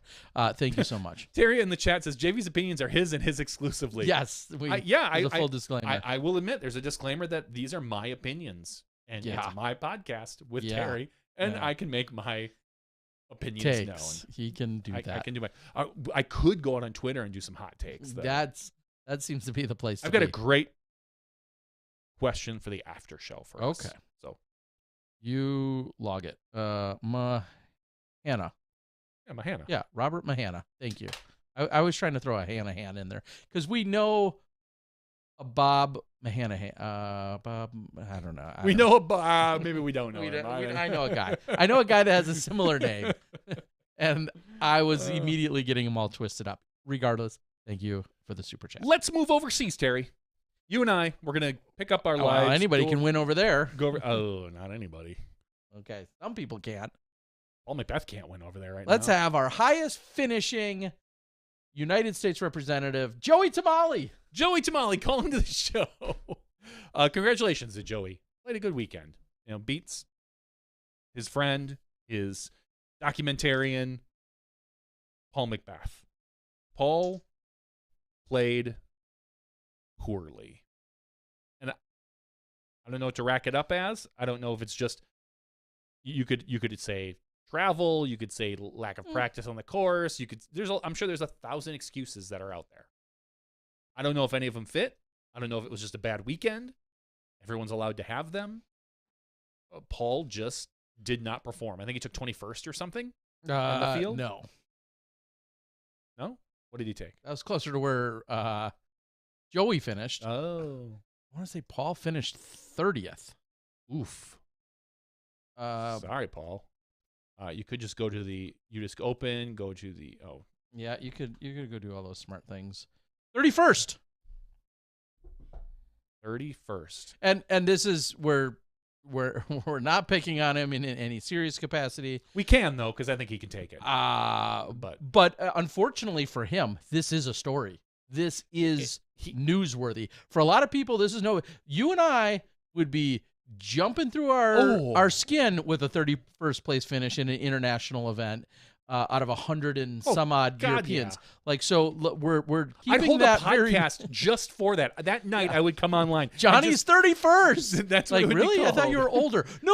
I finished 31st. I finished in the top 50. It would be a whole separate podcast just for me. Exactly. So let's be very fair. But this, unfortunately for McBeth, is absolutely news. He was the highest rated player there, and he performed. And one of the greatest of all time. And he performed poorly. And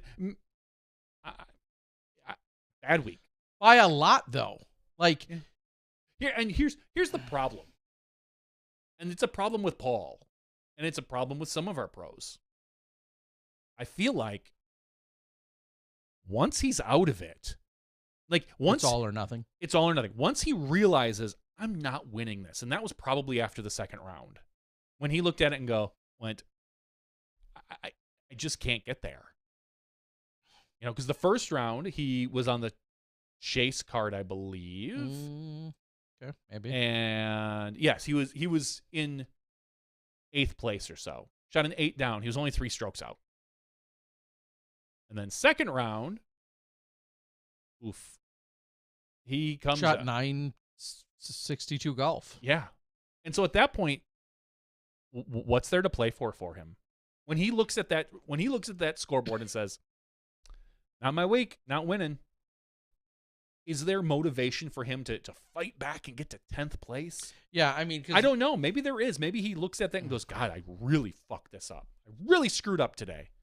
I really needed to get to 10th place. Or does he not care? Does he just go he had the biggest crowd following. Yeah. Was he out there, making new friends, meeting locals, doing whatever, not so much caring about the golf anymore? Maybe. I don't know. I'm not in Paul's head. I know he's a competitor. I know he's probably the greatest player that we've seen, and we've seen a lot of them. I just feel like Paul has probably, and I'm speculating, loses some motivation when he's not in contention to win. Certainly. Yeah, because it's at a certain point, it's all about, hey, if it's 11th or 9th or 7th or 13th, like none of those matter.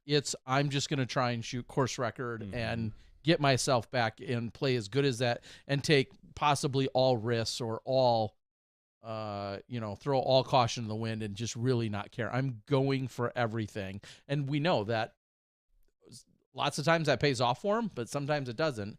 And clearly this, would have been one of those situations. So, and simmer down in the chat or elsewhere. Like, I'm not, there's no mean spirit here. But unfortunately it is still very much a story, and it's not to tear Paul down, but when you're hearing people say, well, he hasn't performed well this year, he's going to go to Europe. Oh, he's going to wipe up in Europe. I said it myself. It was going to be the Paul Macbeth show in Europe. Exactly. And then to see him not perform well at this event, yeah, that's definitely a conversation. Right. He's been overseas now for a while. He was in Madrid, I think, doing some stuff with the foundation. So I don't feel that you can really lean into a jet lag conversation.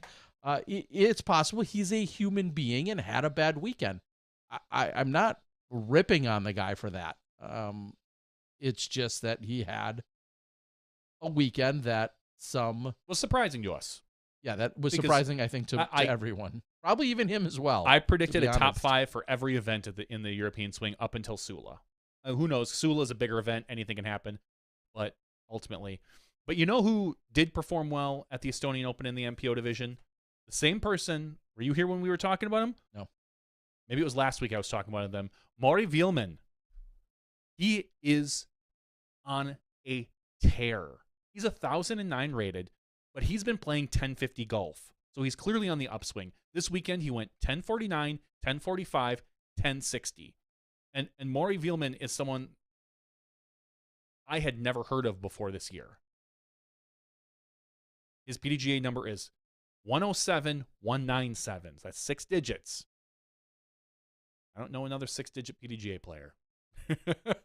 Well, you know other players. You just don't know their numbers. I don't know if I know any 6-digit players, Terry. Okay.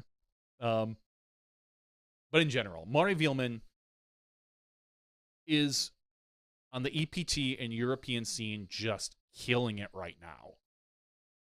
And I don't see that stopping. If I were to put some money down on the next big European player, it's got to be him. It's got to be his name. He's playing too well. He's performing too well in Europe not to. And if I were him right now, and I don't know his personal life, I would have to be thinking next year, Pro Tour. You have to. When you're winning as much as he is, he won the EDGL, which, whatever, it's a B tier. Then he comes out and wins an A tier at the EPT number 1. He takes 5th at the EPT number 2. He wins the Prodigy Tour opener. He wins a little C tier Estonia Open Monday qualifier. And then he wins the Estonia Open this weekend. Just playing some phenomenal golf. And if you've been listening to Smashbox the last couple of weeks, you heard it here first. Yeah. Unless touring, I feel like I heard this weekend that touring and playing here wasn't a concern of his. But and that could be. I could be dead wrong on that. I don't know his personal life. For some reason, I feel like I overheard that because his name was mentioned. Yep. And then I felt like it was followed up by that may or may not be of concern to him. It just feels like if you're this good, not coming to, as we'll call it, the big leagues to try it out, it feels like a disappointment. Unless he's a brain surgeon and has bigger aspirations. Maybe he's making $1 million a year as a brain surgeon, like you said, and this isn't a thing. But it's tough. I don't know. Okay, well, Jay is clearing it up for us on the chat. He says, "Yep, the announcer says Maury will be confirmed he will be playing in the U.S. next year. Great. So he is listening to Johnny V. As he I should just be. hope he takes some advice for his putts. That's right. I don't think he needs it. Clearly, just a hair right of the pole. That's what I'm saying. All right. Citizen also real quick says, I thought DGN was covering this, and I signed up for the service. I was pissed. Hope you signed up for Disc Golf Stream then. Yeah, there's a number of events, of course, that are being covered over there. But check your, as they say, check your local listings.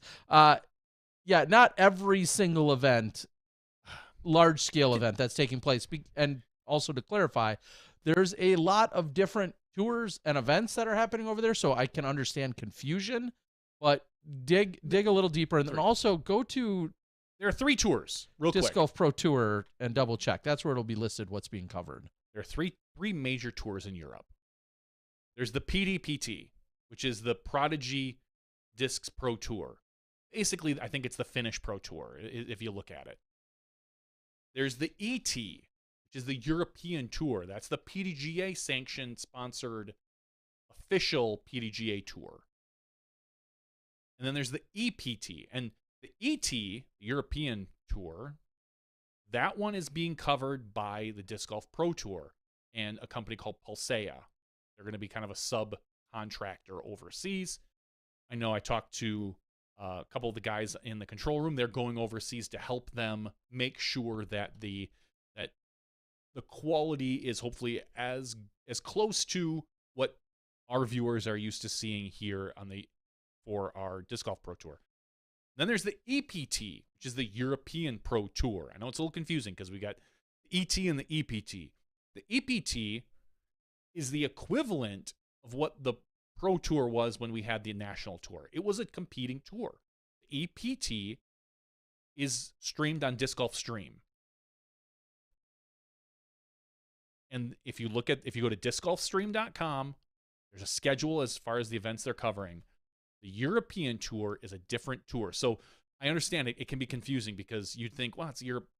But it's really no different than what we had 3 years ago here, where you had a national tour and you had a Disc Golf Pro Tour. And they're kind of going through those same struggles right now, where they've got the European Tour and the European Pro Tour. And right now, the EPT is kind of the bigger tour.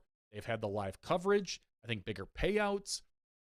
But I personally feel like PDGA is trying to make up for that in Europe and promote the European Tour more to kind of keep it competitive over there with the European Pro Tour. So I think you're going to see a power struggle a little bit with the tours over in Europe for the next 2 to 3 years as far as who does what. And maybe we'll get lucky, I'll throw that in quotes, and we'll get what the PGA just did with the Live Tour. Today they decided they're going to combine and do a whole new entity. The Live and the PGA got married today. Not quite officially. But you forgot about the SDGPT as well, the Swedish Disc Golf Pro Tour. There is a Swedish Disc Golf Pro Tour, but I don't believe that's covered live anywhere. So I'm just talking mostly about the live tour. Because the PDPT, Prodigy Tour, is also going to be covered on Disc Golf Stream, as well as the European Tour. So I understand, very confusing, but this particular event, the Estonian event, is not on the Pro Tour. I believe the next couple that Paul plays are going to be on the European ET, which will be covered by Disc Golf Network. So just check your schedule, look at what's going on. If it's an EPT event, no Disc Golf Network. If it's an ET event, yay Disc Golf Network. And I love the guys at the Disc Golf Stream, Yuha, all those guys. They're putting on phenomenal stuff. If you watch their coverage of this event, it was pretty good. Obviously, it's not quite as polished as what we're seeing here in the States, but we've had a few more years on them, and I think they're gonna start putting out a really good product. And they are putting out a really good product. I think they're gonna continue to improve their product. So, it's very confusing. Could you recap those for me? I'm just kidding. So there's the EPT. All right. Yeah. So there's a lot of things going on. Obviously, movers and shakers. If there's here's an easy way to remember. If there's a P in the name of the tour. Yeah. There's a P in the middle of the tour. And it's in Europe, then it won't be on Disc Golf Network. Yeah, thanks. Derek, thank you as well for the super chat. We appreciate it. Yeah, thank you for the super chat as you jumped on there. And the only reason I know all of this is because I had to figure it all out for Skip Ace before the season to figure out the different tours, so I could, because we do have players over in Europe that say, "Oh, I really want to start a league with my buddies, and we really follow the ET or we follow the European tour." So I had to sit and figure all this out, like, oh God, which events are which. It was a nightmare, and then I had to create like a unified European tour that's kind of like our DGPT and Silver events all combined. I mushed them together and took what I felt like were the best ones and just kind of. That's the only reason I know all this detail about the European tours, because I had to figure it out before the season. It wasn't much fun. No, I toned out for all of that, so I'll have to. And ask that's okay. You'll ask me that later, privately. I'll have to ask you about it later. Conversation just taking place about the Czech Republic, Konopiste. That's on one of the tours Johnny just referenced. I have no effing idea which one, but there is an event going on there at some point. Konopiste. Panis? No, she's and Montgomery now. And I was gonna say, it doesn't appear to be. There it is. Konopiste Open. Looks like June 16th through the 18th. So next weekend, it is taking place. It's on UDisc. I'm using that as a reference too, because they have certain things that they cover. It's presented by Discmania, and it's in the Czech Republic. That's the course you're talking about, the Konopiste Open. Assuming it's at that.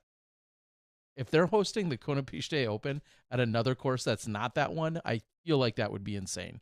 That'd be like saying, "Hey, we're gonna go out to Boston area and not host an event at Maple Hill." They're just not on the tour. And the Konopiste is part of the Euro Tour. Sure. Just so everybody knows. You can go to PDGAEuroTour.com to look at the Euro Tour. You can go to Disc Golf Stream and look at their schedule, and they have a schedule. I'm sure there's an EPT of website, but I don't know it. I just go to Disc Golf Stream because they cover them all. If I was smarter, we would have thought ahead. I know that Dinko is probably your tournament director for this weekend's Pro Forester. And any of you that have been around for a few years know what kind of time and experience you can have at the Drava Forester, which is a fall-time event that takes place. Nothing like what will be taking place this upcoming weekend, but they are hosting an event. I saw both Macbeth and Silver as two of the gentlemen that were there hanging out with the tournament director in Dinko, along with his sister Maya. I'm sure we're hanging out. So that's what's taking place this weekend over on one of those tours. What page were you just on a minute ago? Is that PDGAEuroTour.com? Is that a Euro Tour event? Oh, wait, I closed it. Sorry. Oh, okay, it doesn't matter. There's an event going on there.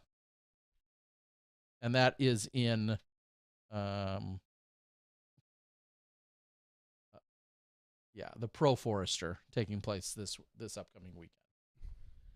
Their numbers are all backwards. Yeah, so it looks like it's in September. I know. It does. September 11th through the 6th. I'm not sure how those numbers work. Yeah. All right. Holy cow. I am dizzy from all of that. It's a lot to take in. All right, let's take a look, as we usually do. Other A tiers taking place, bigger events / A tiers taking place in the country this weekend, and I'll take a look at. Let's see if I can pull some up for you guys. Whoa, why aren't they all listed? RPM Open out of Norway. That's really the only other A tier that was going on this weekend. All right. You got it? No, you got it, Terry. Oh, this won't be good. I know. All right. I'm going to go with Ronnie R. taking it down. Congrats. Why was my text so small? I think I'm getting old. Morten Brenna taking second. Blair taking third. Tying Josef Berg. Nailed it. Those are your top three in the MPO. We usually cover top 10, Terry. It was a 51-person MPO field. Anniken Sten taking first in FPO. Katrina Stalson taking second. And Solveig Stenberg taking third in FPO. So congrats to all of your top finishers over there in Norway.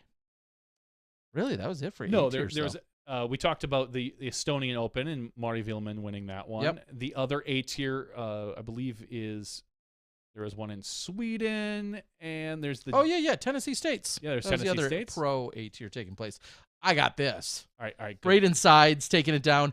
I think defeating Chris Dickerson for the first time in Tennessee. What? Yeah, yes. I've covered Braden. I know the guy's good. Oh yeah, but beating good Chris enough Dickerson to beat Chris Dickerson. in That's Tennessee? newsworthy as well. Yes, I think Chris Dickerson has won this the last 5 years in a row. Is what I 50, saw heard. someone say.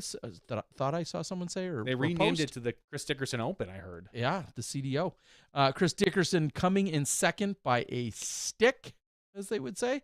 Logan Bowers in third. Dylan Seppala and Nate Hecker round out your top 5. Congrats to them. On the FPO side, Natalie Ryan took it down. She won over Macy Valadiaz, who took second, and third, Taylor Kramer. Fourth, Ruth Hudson, and tying for fifth, Lauren Butler, along with Cadence Berg. I guess the nine women. Chris Orrick is old enough apparently to play MP40. So congrats to him. Hey, do we have a Schwebby tracker? I'm sure. No, don't care. Schwebby won somewhere. Yep. Probably twice. All right. So I'm just gonna throw that out. If I'm wrong, just tell me I'm wrong. But I'm the numbers and the odds are in my favor in spitting that out for you. So well, let me look and see if he won something this particular weekend. Looks like June 3rd, which was this past weekend, the 15th annual No Quarter at New Quarter. He won with 24 points. He won a 4-person field in MP40. He crushed the field by 11 strokes. Way to go, Schwebby. With win number 16,000. Win number 371. Yeah. So if there's a weekend, there's a win. That's Schwebby's motto. Yes. There you go. I should just favorite this. I am literally going to hit the star on this and favorite this page. This is just Schwebby's PDGA the Schwebby page. tracker. He's winning, maybe to the surprise of some of you, he's winning the Global Master Series right now. What? He's in first in that. Yeah. Shocker. I thought that'd be you. Nope. Haven't played any sanctioned events or any events for that matter. All right. Yeah. As Robert says, I would have lost a lot of money betting against Dickerson. Same here, in Robert. Tennessee. I think almost everyone would, but Braden, yeah, pretty incredible. A cool story at the Estonia Open in FPO, the winner qualified at the qualifier, and she's like rated like 870 or something. Comes out and performs, shoots some really good golf, and took it down. Took it down as a phenomenal finish. So, congrats to her. Yeah, and in all seriousness, also congrats to Joey Tamale, who had a good weekend in playing in that. As we were saying, your top finisher from the USA. So that's got to feel good for Joey. Obviously, he's out there touring, doing some filming, working with Paul Macbeth Foundation, doing all those sorts of things. And Joey, who's from Minnesota and had come up through the AM ranks and then has cashed and played well in other pro events, has very much sidelined his professional golf playing to be within the media realm. And so for him to go out and have a good weekend, pretty cool to see. Let's knock out some quick PDGA news. The PDGA Global Board of Directors Nominating Committee completed a comprehensive assessment of the 13 self-nominated candidates, which included detailed reviews of cover letters, resumes, referral letters, background checks, and for the most qualified candidates, video interviews. And I think they narrowed it down to 6 players, or 6 people. I don't say called players. Jeff Hungerford, Adam Wright, Tim Petrea, Nate Heinold, Luke Turnbull, and James Koizumi. These are the ones that you will get to vote on. So if you're interested in learning about them, I believe the PDGA podcast has put out interviews with each of these players. If there's something that was not addressed, and I'm not joking, reach out to them individually and get some information. If there's something you want to know about a particular candidate, by all means, reach out. We are a small organization. They should get back to you, whether that's social media, if you have an email, try to reach out and see if you have a question about their platform or anything like that. Get to know the candidates before you vote. Good call. Jeff Hungerford, who is listed first, has PDGA number 688, is one of your current standing board members, along with Nate Heinold. So two of them incumbents, I think is the fancy word, right? That is a fancy word, and it's the right one. And I nailed it. Yes, I'm learning. You're gonna be a political analyst someday, aren't you? Pretty much. I'm I'm definitely on track with that. So yes, 6, narrowed it down to 6 to then ultimately 2 positions are what's up for grabs. So, and if any of those people have things they'd like to share with us, certainly more than welcome to.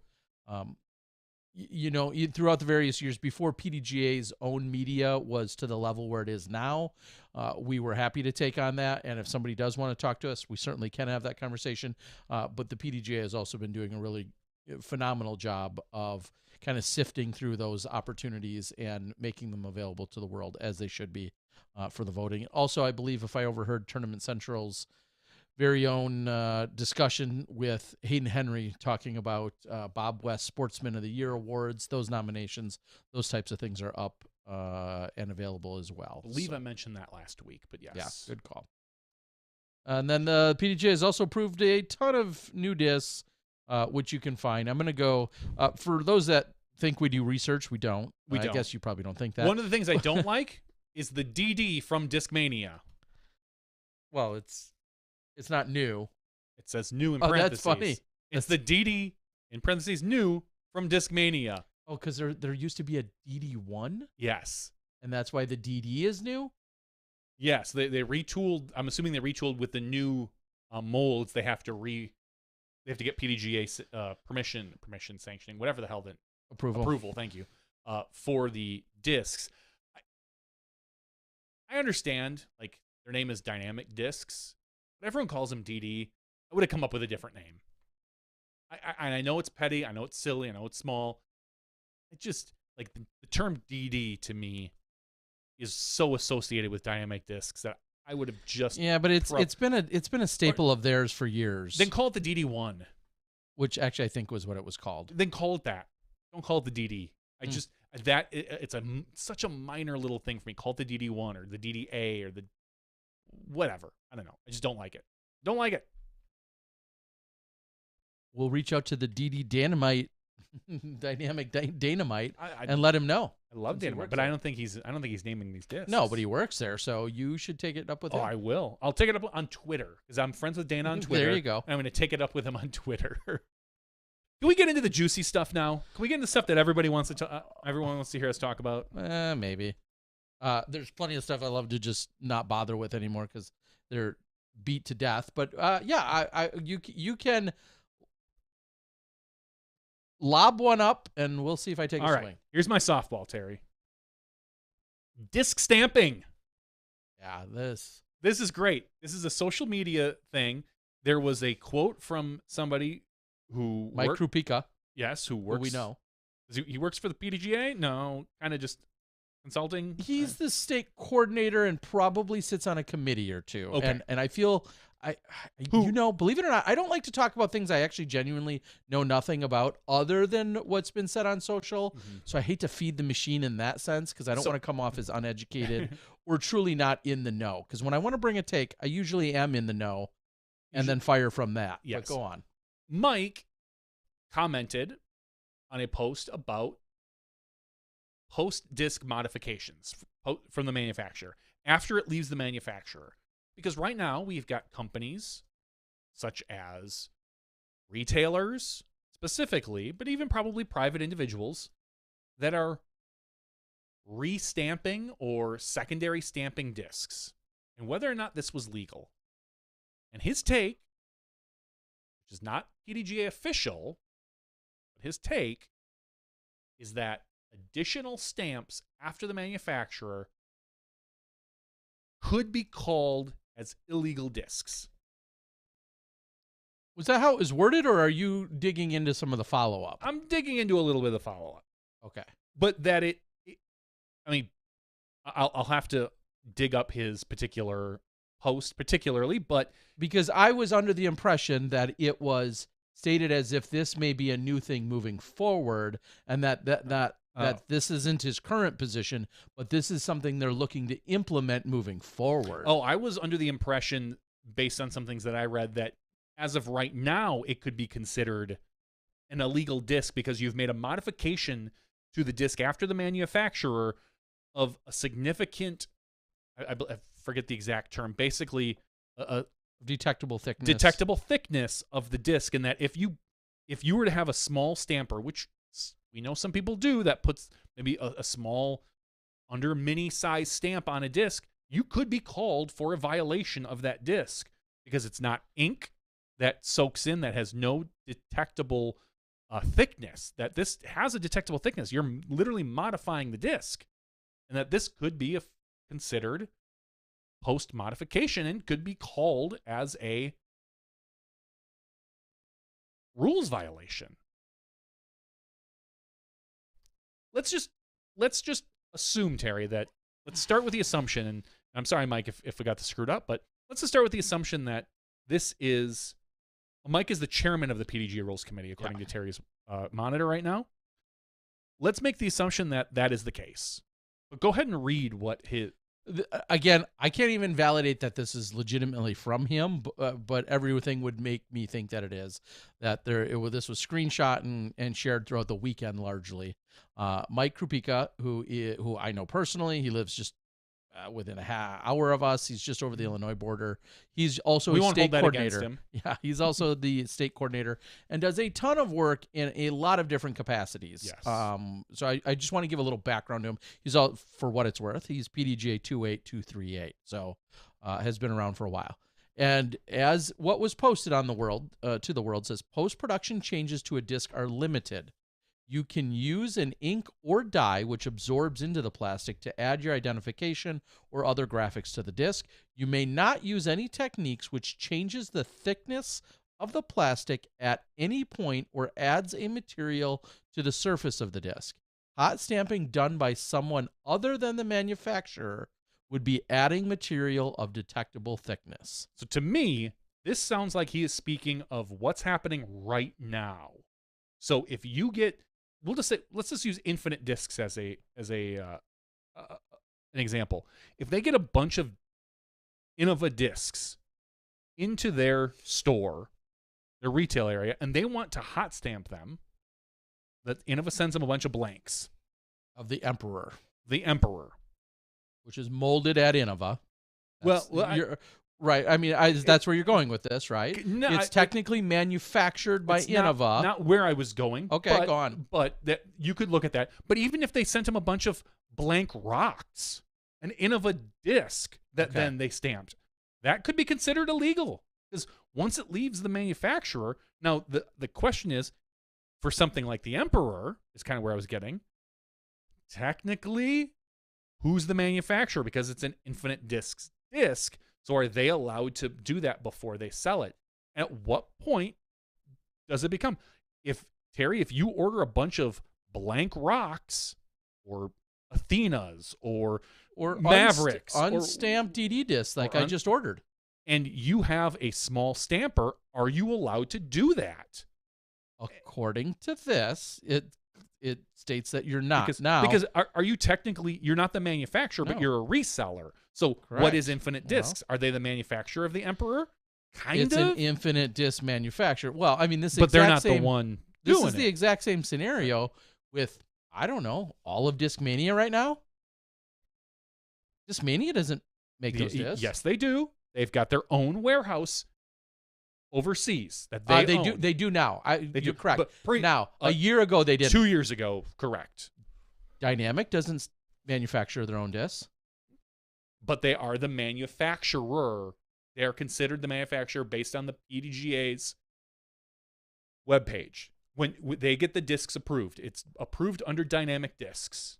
So when they get a sheriff in that's blank and they want to hot stamp at their facility, they look at that and that's a Dynamic Discs sheriff. Now, did they actually mold it? No, well, but they're quote unquote the manufacturer. So that's why I think the word manufacturer carries a connotation and a lot of weight. It's very here. confusing.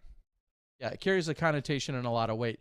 If you look on the back of a now, and again, I'm thinking even a few years ago versus today, if you look on the back of an Emperor, it will say Emperor on there. And it was molded at an Innova, by an Innova machine at an Innova factory on the West Coast and an Innova plant.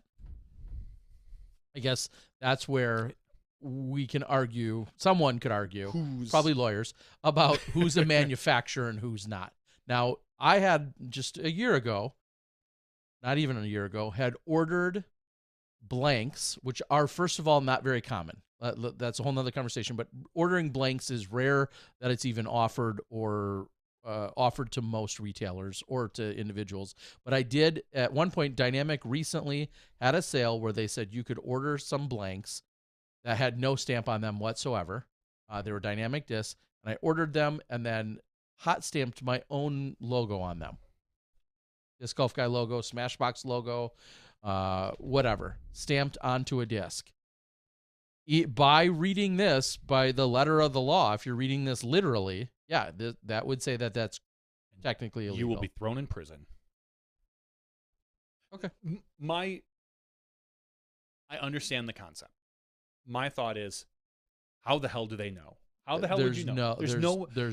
I feel like it's an unenforceable rule, and nobody would ever call you for it, and no one will ever know that whether or not Terry got the stamp, whether he had a mini stamper at his house and stamped them all, or whether that stamp came from the manufacturer.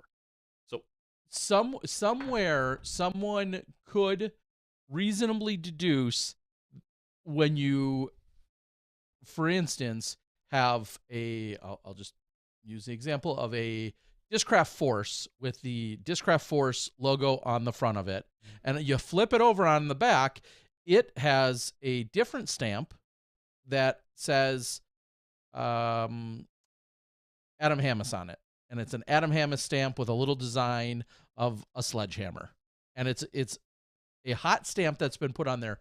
One could reasonably deduce that didn't come.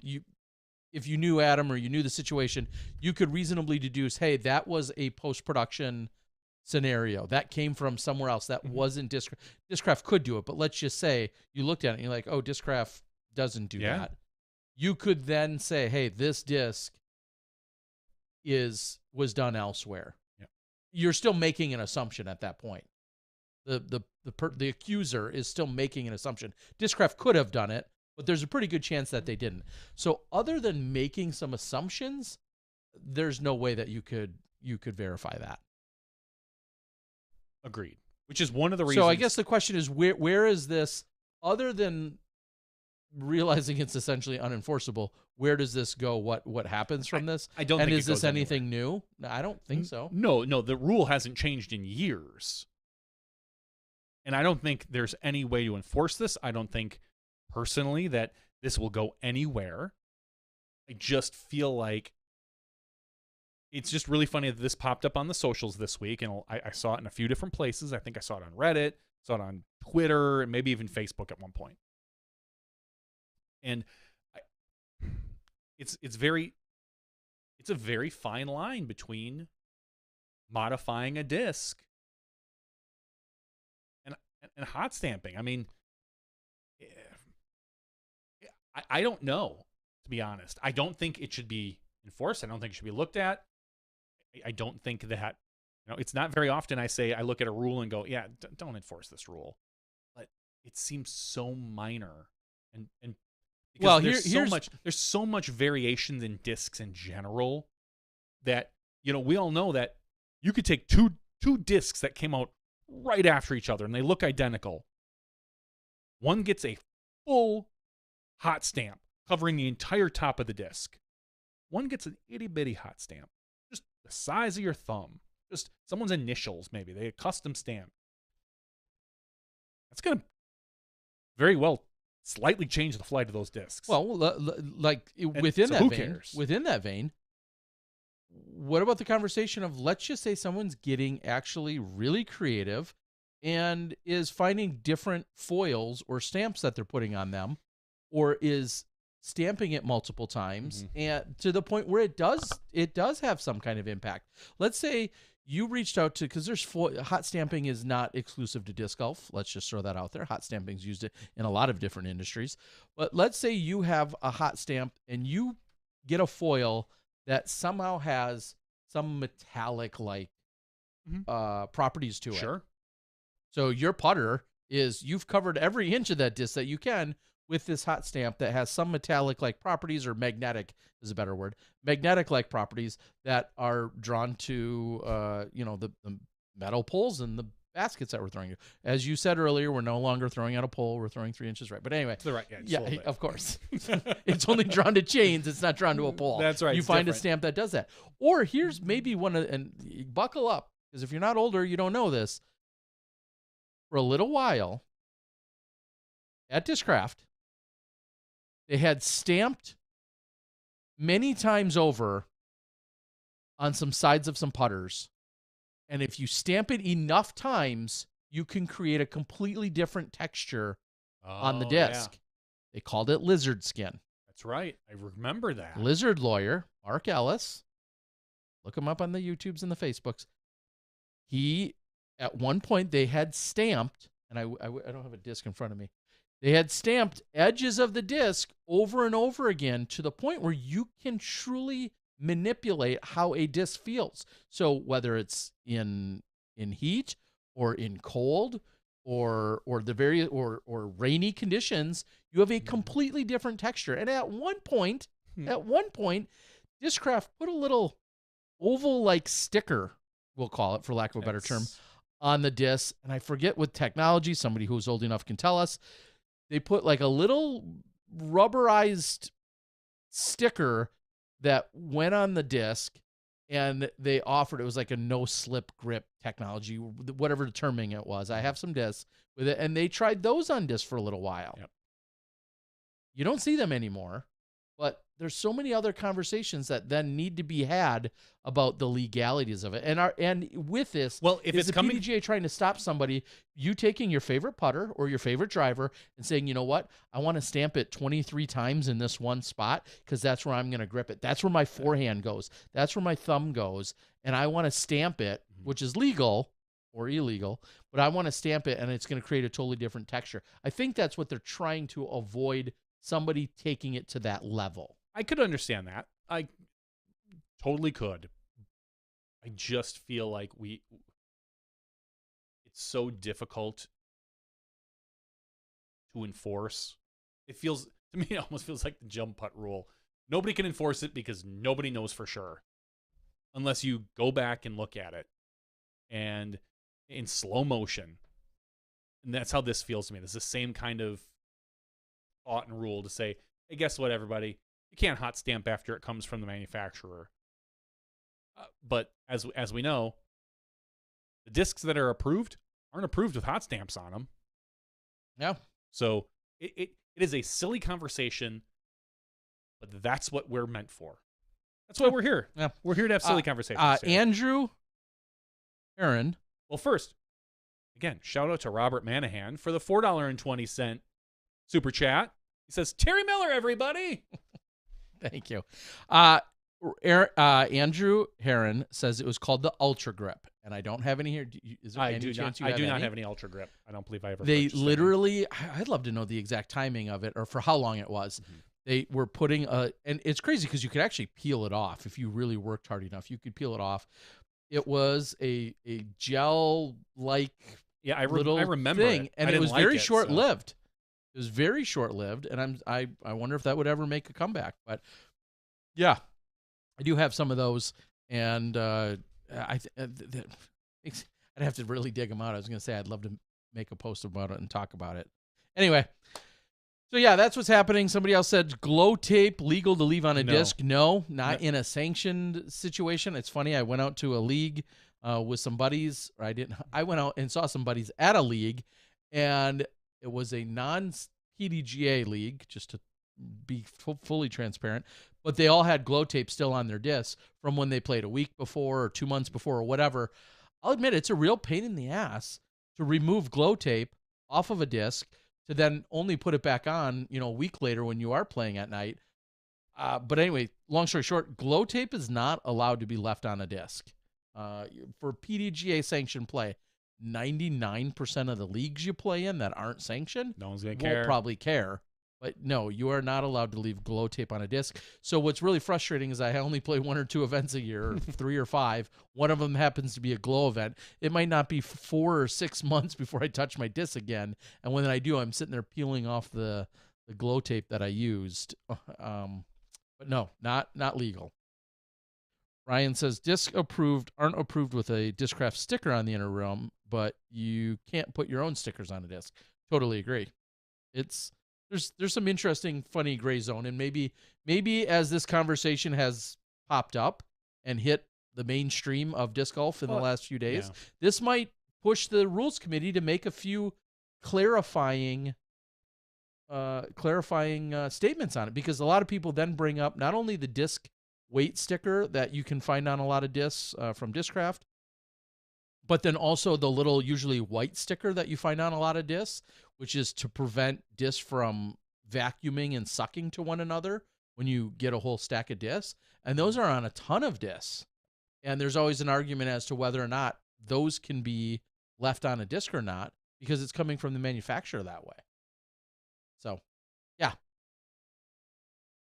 Like you said, will someone ever know if they get a Smashbox disc from us? I can tell you right now, we have some Smashbox discs that were stamped post manufacturer. So if you get those and you play with those, you are one badass. You are a rebel. Because not only are you getting a Smashbox disc, but then you're playing with it. You're a rebel. And you can just rub it in everyone's faces. So Yeah. Look at me. So, all right. So that was very much a conversation this weekend. And do these conversations happen? And I don't know if you know, on the course with players. Like, do you ever overhear them kind of talking about this? Or well, yeah, that's where I think about like why I asked Adam in the show, like if this happens. And yeah, I think they do still have these conversations. It may or may not be happening during the actual competitive round, but I wouldn't be surprised if it did. You get the right group together, sure, and someone's like, "Hey," I could see someone saying, "Oh, did you stamp that?" Or yeah, I could absolutely seeing that happen when they're in tune with what's going on the socials. And clearly, one of the other big debates throughout the weekend that was really more at the beginning of the weekend and died throughout, I think, was just the overall distance of this course that was talked about in a lot of different ways, but then conversation about, Maria making a post about distance and Drew Gibson having a post about distance, and then just overall conversation that unfolded about the course. We heard from Adam, we heard from AB as to whether or not distance was a major concern. Careful, you're almost going to step on my after show question. Great. So it was all talked about. Tim says, damn, begging those steadies now and playing Rage Against the Machine on my Bluetooth speaker. The steadies that our recent Patreon support disc did come from the manufacturer, even though they weren't manufactured by DGA. I guess they were, or someone's, who knows. They were produced at the Discraft factory. Dun, dun, dun, dun. Dust, it says people were complaining about the distance, but Scoggins, wow, I just said that. Scoggins and Korver took top 3. Well, 2 points to that real quick, though. Korver's not a slouch in the distance department. She's got still pretty good distance. Consistent. It's not elite level, but her distance is Clearly still pretty good. She took top at an elite event. And so that's what I would say about that. And I don't know if it's a matter of like the distance. I would the reason I responded to that is I don't know if the distance was that it was unfair necessarily to players, or if that's the angle I would go with it, is just if it's just too much distance for the sake of being too much distance. That, I think, to me is more of the conversation to be had. The safety of the players, those types of things. Is it just too much in general? Not is it just giving somebody a huge advantage. That wasn't where my angle is. My angle is it just too much distance in general to have our players doing their practice rounds and then doing their 4 rounds of the event, coming off of other big events and going to their next event. I'll borrow the term from Seth Muncie of Disc Golf Strong, the pitch count. Are we seeing more injuries because these players are playing two courses in practice, learning 2 courses, and then going out and playing their 4 rounds? Think about the distance covered and the stress and the strain on the body. That's where I come at it, not from hey, Ella Hansen clearly loves this course because she throws far and Owen doesn't. That's not my angle. My angle is their overall health and safety and well-being of the players, and is more distance required. I talked a little bit about you understand how those, like, those are 2 different trains of thought that both could be had. I talked a little bit about it last week. I honestly, from a viewer's perspective, I don't mind this distance. I wouldn't care if it was 20,000 feet, if it's a good course. Okay. But players need to maintain their own health. If let's just pretend we had a 15,000 foot course. Should Anthony Barella, Adam Hammes, Paul McBeth, Calvin Hubbard, should they be playing the next week? I don't know. Probably not. Sure. But it's up to the player to decide. Nobody is forcing any player to play the week before or the week after. Sure. And whether you like it or not, I understand it's tough to make ends meet on the road. You might feel like you have to. Playing disc golf is a luxury. It's not brain surgery. No one's living or dying by what we do on the course. You need to pick and choose what works best for your health. If, we're seeing with Eagle McMahon, who is injured right now. It's a shoulder injury again. We don't know if it's related to this old shoulder injury. We don't know if it's a new one. We don't know what's happening. But there's a chance that Eagle is not built to play every week. That could just be his body. Not if he wants to throw at the power in which correct. He can. Sure. Exactly. Maybe he needs to. Maybe his personal body says, "All right, I can play elite events. I'm going to skip every other event. I won't play Beaver State. I won't play Cascade. I won't play Zootown. I will play just the elite ones. My body needs rest." Maybe if you're Ezra Aderhold, and I'm just going to throw him out as an example, his body says, cool, or Adam Hannes, or Anthony Barella. Pick a body type. I don't care. I don't think it matters. Maybe they are built to play every week. I mean, think about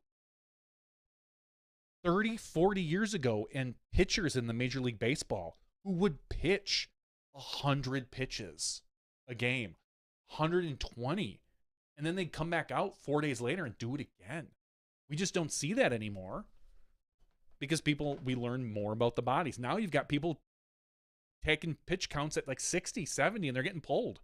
And then they're not pitching for 5 days. I don't know the right answer. But what I do know is I don't think every person is built to perform every week. And you need to look at your body and make the right decision. No one's forcing you to play. Not a single person is holding a gun to your head and saying you have to play every event. If someone were to play DDO, and look at Chris Dickerson, he takes weeks off, or he plays shorter courses and shorter events. Yeah, he's not out there always throwing the 10,000 foot courses. I'm guessing that his Tennessee course was probably 8,000 to 9,000 feet. I take just a guess. I don't know, but all I know is everyone needs to learn what they do from their bodies and make the right adjustments. It's not the Pro Tour's problem if they're putting up events every single week that are 10,000 feet. It's up to the player to decide what they want to play. So take that, for my opinion, what it's worth. Yeah, and as the board's calling for it, it'll be interesting to see if Eagle's next step is surgery or not.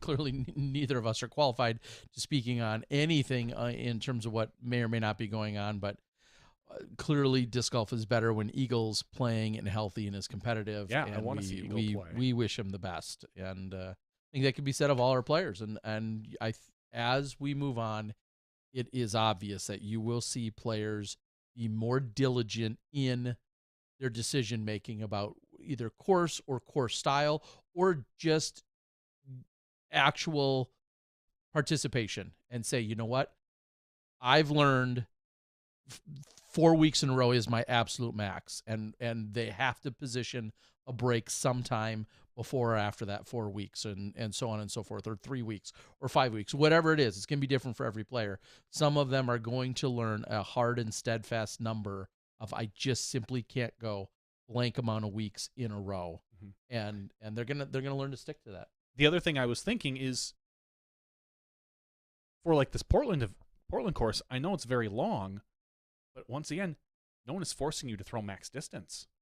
If you want to instead of throwing on a 650-foot hole, instead of trying to go 500 and then 100, maybe dial it down, and you might not win. Yeah, but you might outlast the competition for the season. Maybe you're fresher later in the season.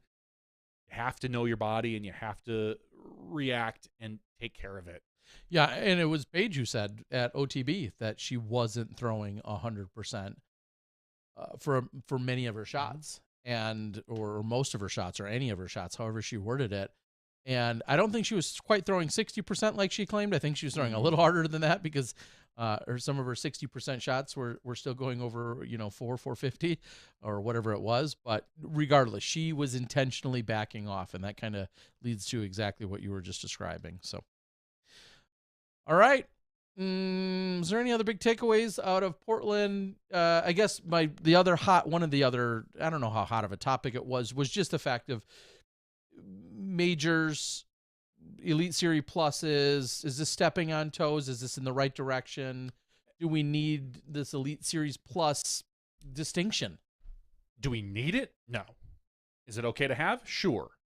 My take? So, Elite Series plus and majors, in the Pro Tour's eyes, have the same value, 150%. Yeah, points-wise. Points-wise. From the PDGA's perspective, this Elite Series event doesn't mean any more than an elite event. Okay, yep. But I can understand the perspective from the Pro Tour. They probably want to be more in control of their tour standings. And this gives them that opportunity. They're less reliant on the majors because they don't control the majors. And from their perspective, if you can build the branding and establishment of Elite Series Plus events, and you tell everybody they're worth the same as majors, maybe someday people think of them as majors. I don't think we're anywhere near that.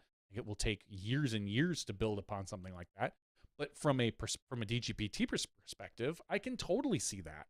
Why wouldn't they want to make their events feel, even if it's just the players or maybe the spectators, feel like a major, feel like it has the weight of a major? Even if as media we don't feel that way, we stay, no, we got 4 majors, we're good. The Pro Tour doesn't care about that.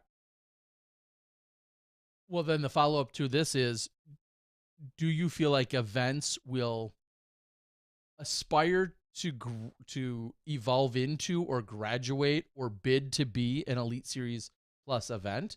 Do you feel like we now have this ladder of silver, Elite Series Plus, or somewhere in there you put in a playoff, which has more points but isn't considered a plus event, I don't think. No. But yeah, it's just like a plus event.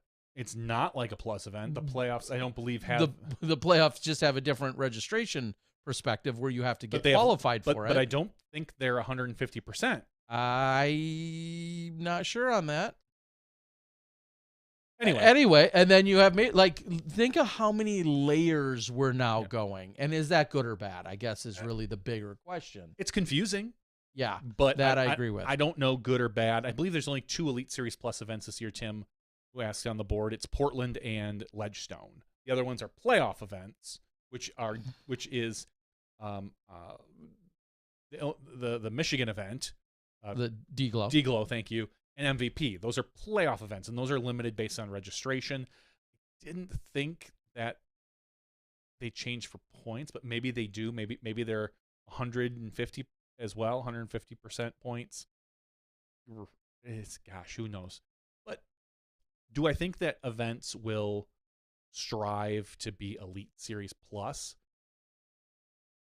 And if they're all plus, then it doesn't matter. Yeah. Then it doesn't matter. I mean, if everyone's special, no one's special. I don't know. One of the questions I'd love to ask Jeff Spring, the funny thing is I could call him at any given time, but it would feel awkward. How much longer are we going to have events that aren't run by the Pro Tour on the Pro Tour? Because right now, Maple Hill, not run by the Pro Tour, but yet Portland is. Portland is a Pro Tour event. It's run by the Pro Tour. It's run by Pro Tour employees. 5 years? In 5 years, would you be surprised if there was not an event that isn't run by the Pro Tour itself? Maybe with the exception of Maple Hill. I was just going to say, I don't know. It's conversely Pro Tour, or I'm sorry, Ledgestone isn't run by the Pro Tour. It's run by Nate Heinold. Correct. All of the events except for Portland. No, technically Smugs, I think, is run by the Pro Tour now. Even though Smugs, I don't think is on the tour this year because it's a Worlds. But when it's run by Jeff Spring. It's run by the Pro Tour, basically. You argue if you want if Jeff Spring is running that. That's where basically becomes an important word there. I don't think it does. I believe it's run by the Pro Tour. And think of OTB, run by Sean Jack, who works on the Pro Tour. Also Sean Mercy. And Sean Mercy, yes. It doesn't work for the Pro Tour. It does not work for the Pro Tour. I am curious as to if the long-term plan is to, in the Pro Tour's eyes, and I guarantee you I know what they're going to say because it would be a stock answer. Of course not. We love all of our partners and this and that. But you have to think, why wouldn't the Pro Tour want to be in control of every one of their events? Well, it's because as they expand, they'll have that opportunity, assuming they continue to expand. Wouldn't it just make the most sense? We've said this about the PDGA for years. God, they should really have a marketing person that's really working with all the national tour events. They should really have this. Why wouldn't the Pro Tour just do that? They already have a marketing team. Why wouldn't you just start to take control of events? Maybe next year, we'll just Wild Horse isn't on the tour. Maybe it's a different event. And guess who's running it? Jeff Spring, or Evan Schipper, or Brian Cole, or Mahmoud Barani. I don't know. Pick somebody. Who, at what point, I look at this and I think, this just makes sense. And it's difficult because it's difficult to be we've said it forever. Regional people have a better chance of getting regional sponsors. You're not going to get that local Subway to be your sponsor if you're probably Sean Jack. You're not going to go to them and say, hey, we got this big event. You want that local person who knows the owner. But as we get bigger and we get bigger sponsors, national sponsors, do we need the local regional 7-Eleven? Yeah, I feel I don't know. Well, sponsors are just one component of it. I think the bigger component, and I kind of just echoed on the board, something about that local representation is who does a lot of the major organizing and putting on of the event. The Pro Tour seems to work fine. Did a ton of work in Portland, which happens to be where Brian Cole, who's a significant factor of the Pro Tour and a significant employee of the Pro Tour. Yeah. That's where his roots happen to be too. Right? Smugs, as you just used that example, clearly is Jeff Spring's roots. When you go to Las Vegas and none of the Pro Tour employees have had roots in Las Vegas, there's 100 other obstacles and hoops to jump through that are being taken care of by the, Jaqua events industry. I'm not saying it's easy. Or Peoria. Could you imagine going to Peoria and doing what's being done at the Peoria level when Nate Heinold's not the one heading that up and solidifying all of those contracts and all of those things that are happening in Peoria? Or the fact that, Nate Heinold is the one going to Iglo to organize everything in Discraft's backyard to host the event, as opposed to I see where you're coming from, but I don't know that I just think if you have good partners, because if they're not a good partner, then you don't have them on the tour. If I'll say Nate Heinold didn't play nice and didn't cooperate and didn't intermingle as well as he did with the Pro Tour would say, that's great, you keep hosting your event, you're just not going to be a stop on our tour. And Nate Heinold could go his way and the Pro Tour could go their way. Having that local partner, I feel like you don't need to take it on. Because if they're a bad partner, if they're a bad local host, you just don't have the event with them moving forward. I just feel like the Pro Tour, in the long run, again, this isn't a short-term solution because I feel like it's a very, very difficult, is going to want more and more control over their events. More and more. Why wouldn't the tournament director be part of the Pro Tour and not Nate Heinold? Why would, like, I'm not saying you're not going to work with local groups. You probably still will. I just feel like, and we might be a decade away from this. That if the Pro Tour continues to grow, I feel like it will become more and more events that were started by the Pro Tour, run by the Pro Tour, and progress on for the Pro Tour. I think in the next 10 years, we're going to start to see some of these events that maybe weren't Pro Tour events start to shuffle off. And again, we're talking a decade. So step back with us at episode 900, and we'll see if I'm right. Make a note and see if that's the case. Maybe it goes the other way. I don't know. I look at it from a Pro Tour's perspective, and I think, why wouldn't I want to have more control over the events? Even if it's a pain in the ass. Here would be my biggest reason why. You see a place, not UC Maresma, but you see a place like Eagles Crossing. You see a place like Maple Hill, and you see a place like Oconee that's going to happen down there in South Carolina. These insane North Cove, right, at the Blue Ridge Championships. You see these people investing in these properties to create the greatest courses on the best lands and the best venues and the best opportunities in the world. A lot of them will be personal investments, and you see them create them, and then it's only obvious that a big event is there. Rather than the Pro Tour coming in and running it, you're still going to have that local be the face and be the event organizer.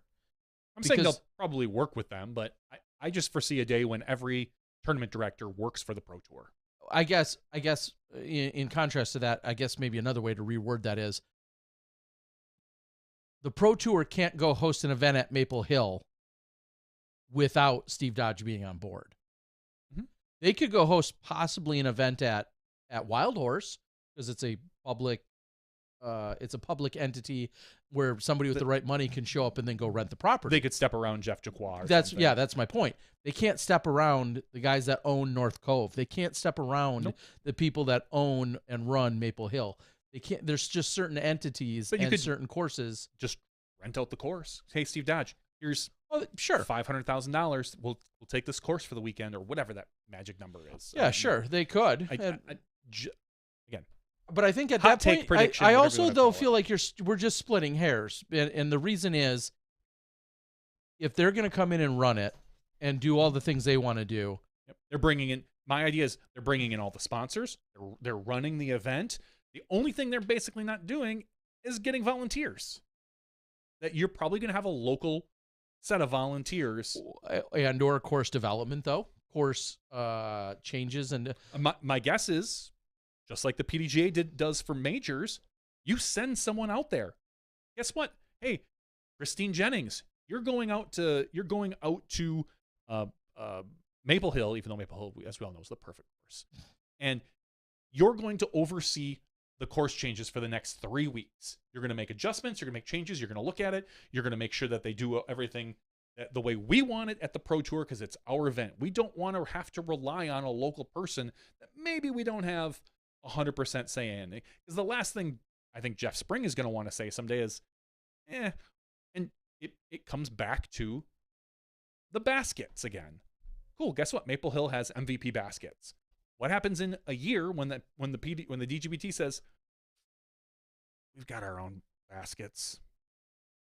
And Maple Hill says, cool, we have MVP baskets. They're a sponsor. They've paid for this for the next 10 years. DGPT says, yeah, but we just signed an DGA for $500,000. We're going to have some butting heads. Yeah, maybe that could be the wedge that separates it. I'm just saying that it makes sense to me. I know I'm repeating myself. The Pro Tour runs it. It creates probably less headaches. It could create other ones, more control on their side. Out of sheer ignorance, I'll ask. Just most of my questions. Sometimes they're leading. No, but this one, out of sheer ignorance, who, and it's not a fair comparison entirely, but who runs the Waste Management Open? Oh, I don't know. Is that an entity in Phoenix that is 100 because that's a stop on the PGA Tour? Or look at, well, I think I used to know the person that was maybe in charge of running the Greater Milwaukee Open. That was a stop on the PGA Tour here in Milwaukee. It was not run by the PGA, right? The Thunderbirds are an organization that run the Waste Management Open.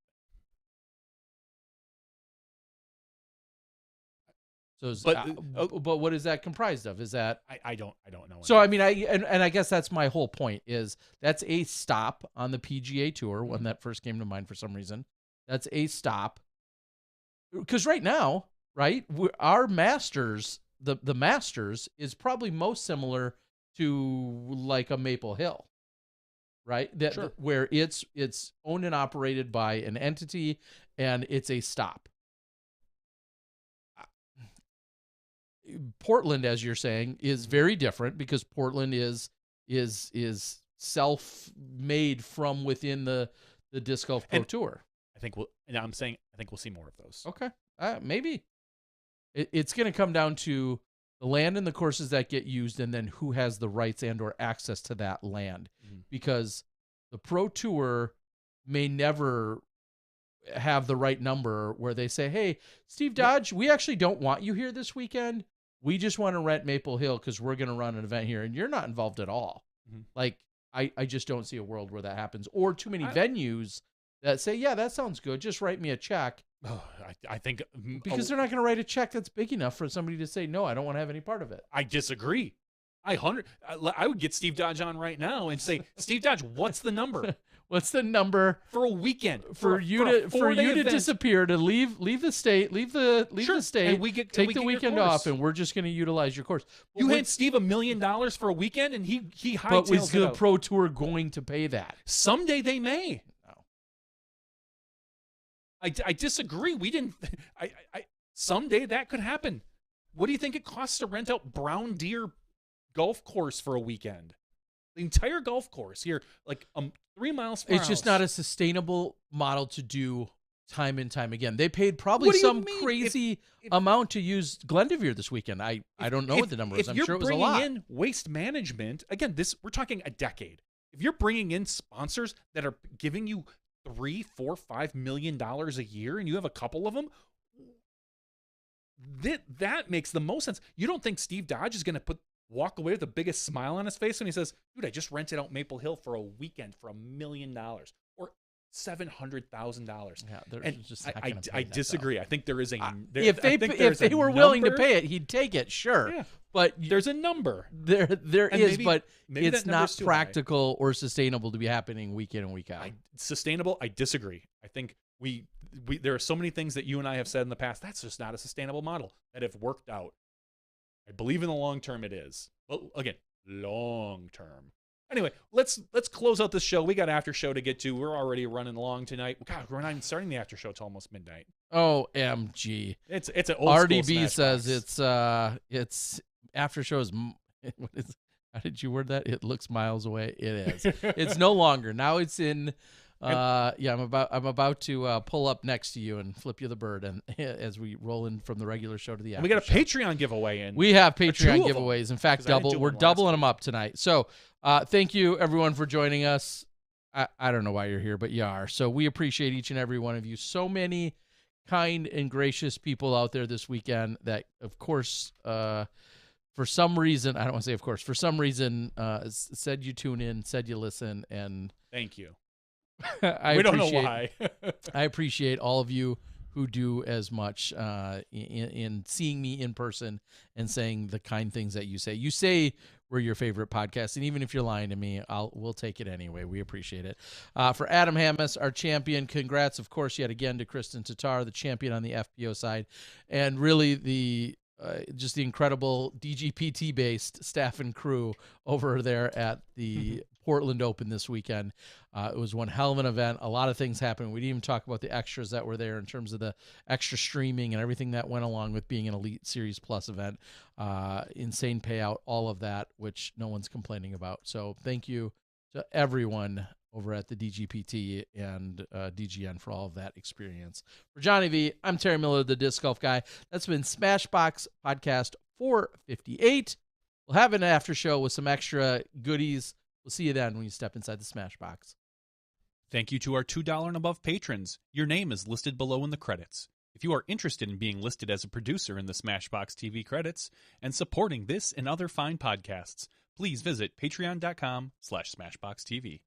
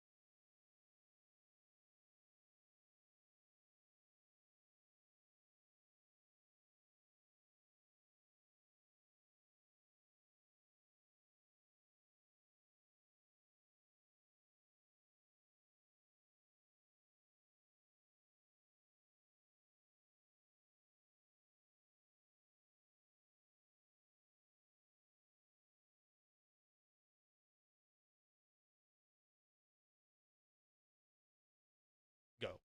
Hello, everyone, and welcome to Smashbox TV's podcast 458's After Show. Almost. That's pretty good. I'll be all right. Here we are. It's the After Show. If you're unfamiliar with an After Show, well, you're better off.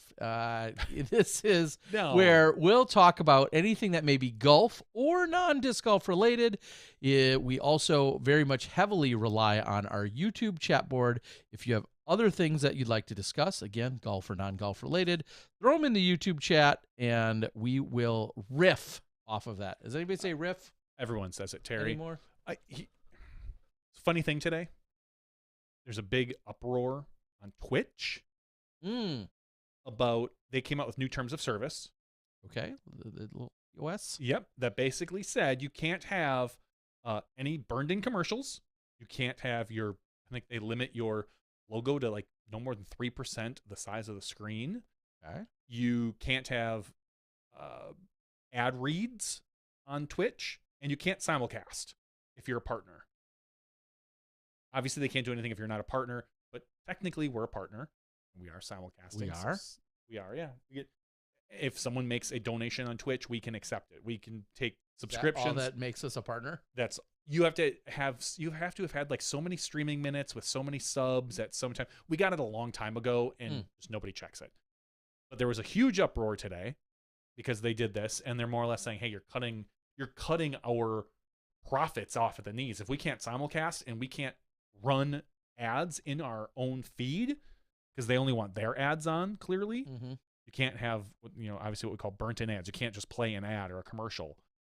And I think Dust on the board, who is probably out there, he knows a little bit more. But all I kept thinking was, do you remember a couple years ago when everybody, and even recently some people, were yelling and screaming how the Pro Tour had to get off of whatever streaming platform there, and they should just be on Twitch and do a sub and YouTube subs. And all I kept thinking is, That would backfire right now. That would be a huge backfire. You want to be in control of your platform for the terms of service stuff.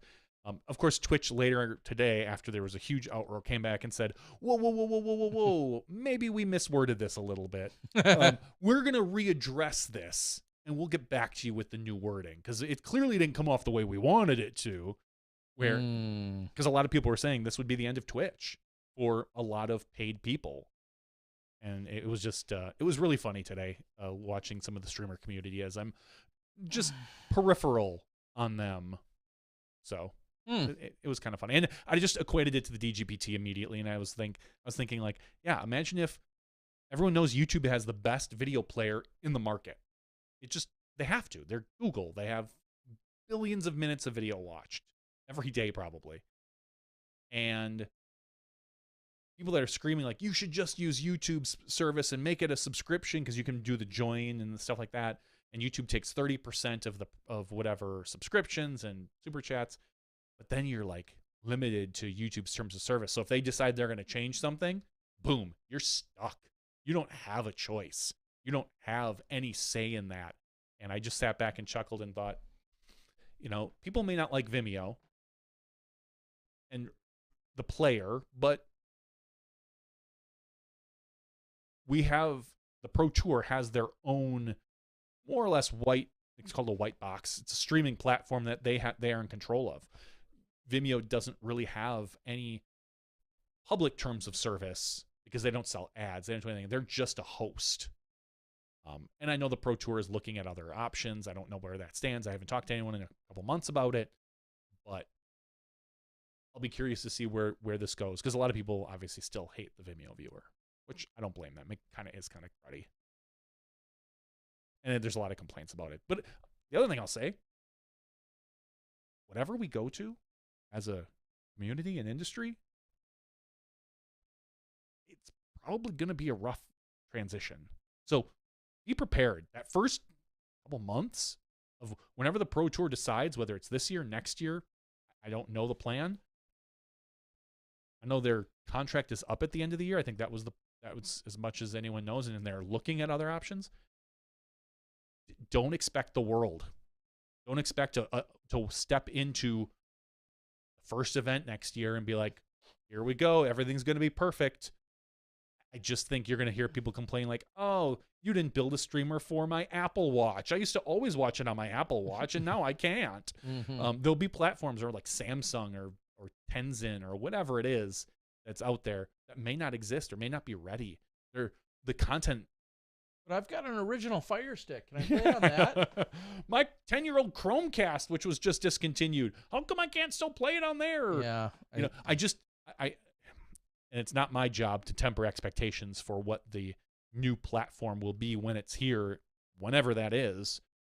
I just hope that people realize that it could be a bumpy transition.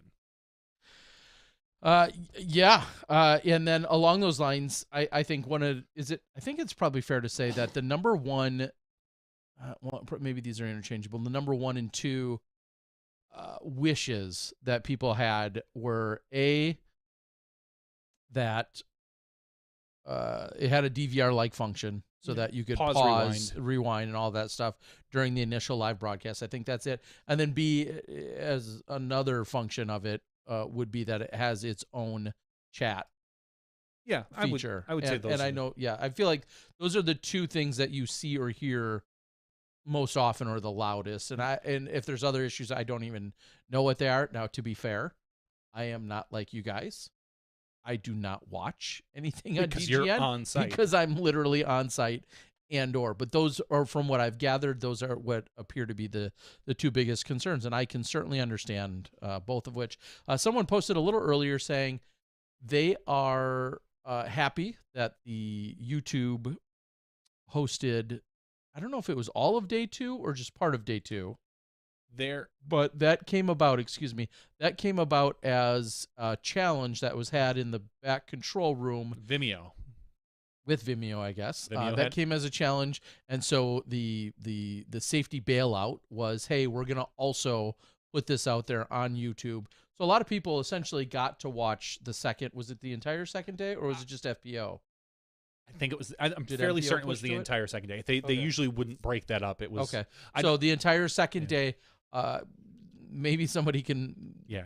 Tell- Tim says it was MPO as Okay. well. So it was the entire. Oh, second. just FPO. No. Tim says it was MPO too. Well, Spock says it was just FPO. So those two need to fight.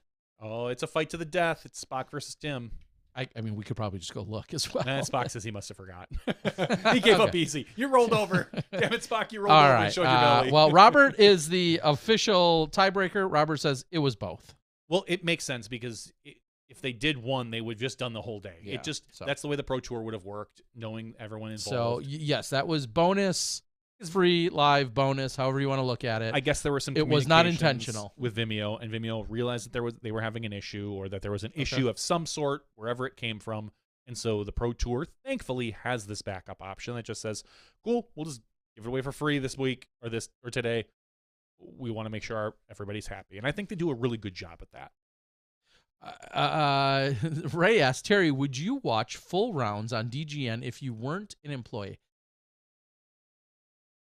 Short answer is probably, but maybe the longer answer or question follow up would be, what's my role? If you, Do I work in the disc golf industry? Do I do something else?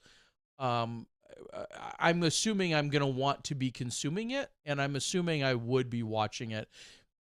I'll just make up a title and say I work for company X as a media relations player, sponsorship coordinator person. I don't know. I'll just make up a thing. I'm probably still watching all of disc golf, and then I would then be watching the rounds. you Yes. probably you would I probably would consume not it like probably I would. go watch post-production too often. Yeah, I was gonna say, But again, it depends. If I'm getting paid and I'm in the disc golf industry Mhm. and being paid and part of my job or role or function is to know what's going on in disc golf. So assuming I'm not getting yelled at by someone for watching disc golf, yeah, then I would consume probably every live round, I would assume. Well, you'd probably do it like I do.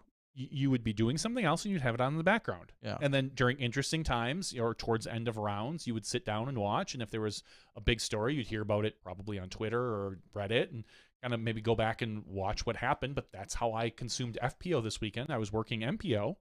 And so in between, I would just put on FPO. I'd sit and watch a little bit. I'd get up and do something around the house, maybe work on outside, come back in, sit down, kind of catch up and see what happened. Like, oh, Sayananda made up 2 strokes. Oh, Kristen Stars back up 2 strokes. I go and do something else and sit and watch.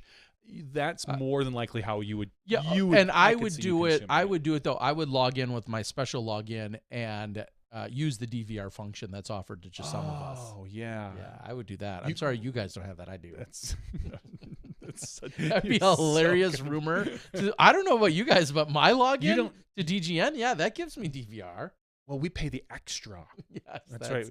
There's that's the right. secret DVR rate. That would be funny. I'm going to get a text like in 3 seconds from Jeff Spring, be like, "Don't spread that rumor, please." I don't know when I log in with my free subscription. We should find like some totally remote, like that's really weird. I don't get it on the web, but when I log into my, when I log into my Blu-ray player and do it, I have a DVR function. Yeah. You just have to get the. God, I'm trying to think of the worst. When I run it through my Atari 2600, it actually works. It only works if you go through a symphonic VCR. Yeah, exactly. You got to use the RCA jacks, though. Yeah, just the RCA jacks make it work. You got to The be old. SVGA. You also have to be old to get a lot of those references. I will talk quickly. Brad says, "What do you guys do when a cringe ad on DGN comes on or on after you mute it?" To be fair, I don't. I had to search it out last night. There's one that everyone. The disc and balls. No. Oh God, that's sorry if they're a potential sponsor. It's super cringe. And I don't say the word cringe. Can we watch it? I don't have access to it. Sorry. And then everyone seemed to be up in arms about a Latitude auto-tuned commercial. That one was a little annoying, but it was cute. And let me again say, even when I'm in the booth, like Philo and Ian were, we mute all the commercials We don't to the talent. Talent, I'm using air quotes. talent To the talent, which would be me sometimes. So I have no idea what commercial everyone's talking about. So there's 2. I didn't watch anything from this weekend, and I was on the course and in the booth. So Or on the course and in I don't mind the Lat 64 one. It's Jonathan, I believe, is his name, and then I don't know who the woman is. Okay, but they're just talking about the disc, and it's the Opto Ice, and it's an auto-tuned. It sounds kind of like an auto-tuned song. And they're talking about the Opto Ice, whatever it is, Orbit, Opto Ice Orbit, I think. And the first time I saw it, I'm like, oh, that's kind of cute. It doesn't take itself seriously. It's fine. There's nothing wrong with it. You see it again, you're like, all right, that's not bad. You see it a third time, and I believe the first 3 words of the commercial are, "This is how." So I can't help but complete it when they hear, "This is how we do it." And that's what runs in my head every time. This is how we do, even though that's not the way the commercial goes. So I understand people are getting annoyed with it, but it's a well done, professional looking commercial. No big deal.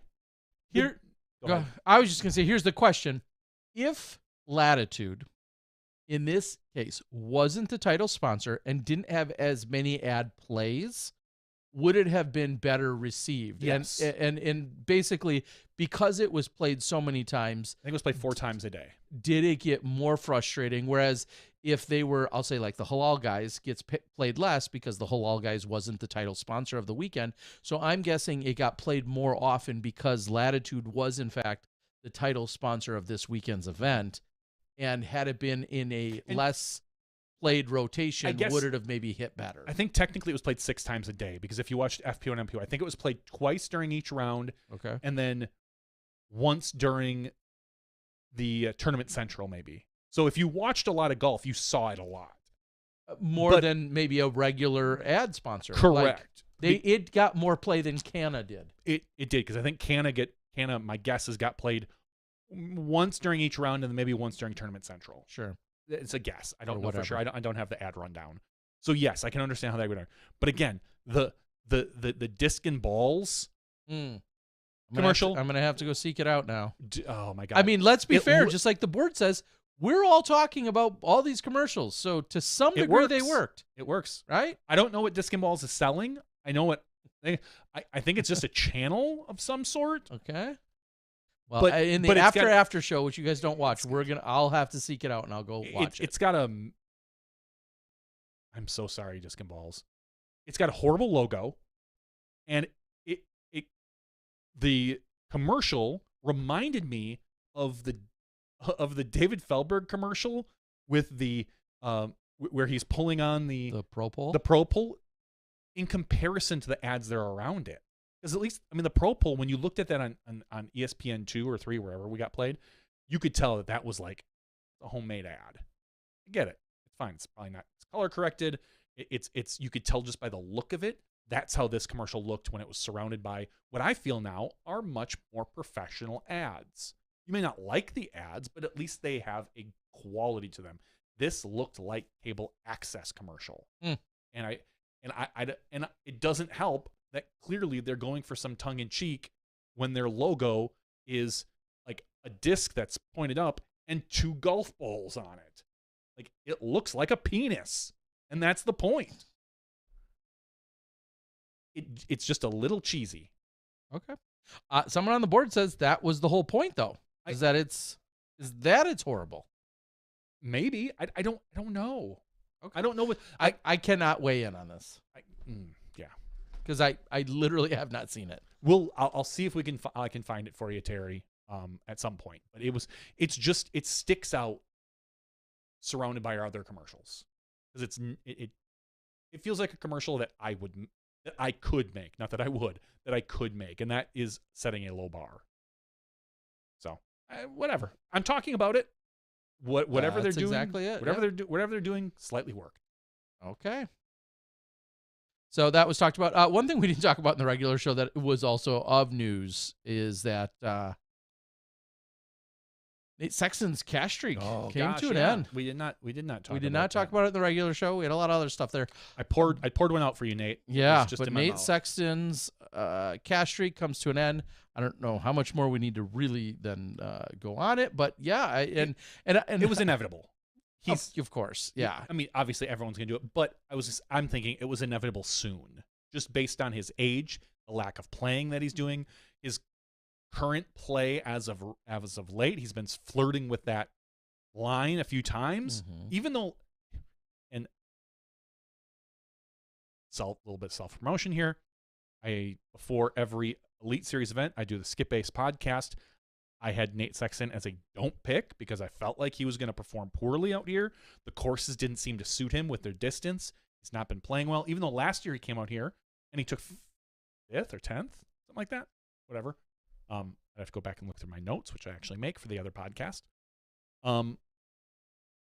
It was coming. It was just coming. It was his time. It was a hell of a run. And it's probably not going to be touched. Yeah. Just based on the competition level that we have these days. Nate started off, like many of us, in a time where, not that the competition was worse, but it was smaller. So there were less guys fighting for that top tier. It was a little bit easier to be up at the top competitively, but you still had to show up every week, and he did.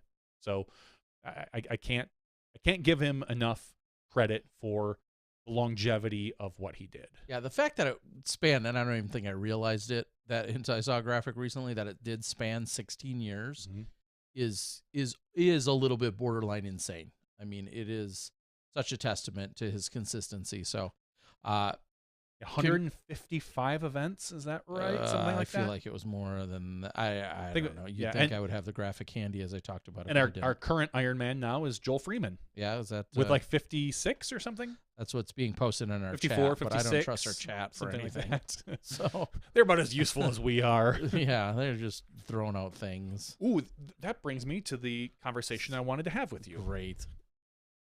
Not disc golf related.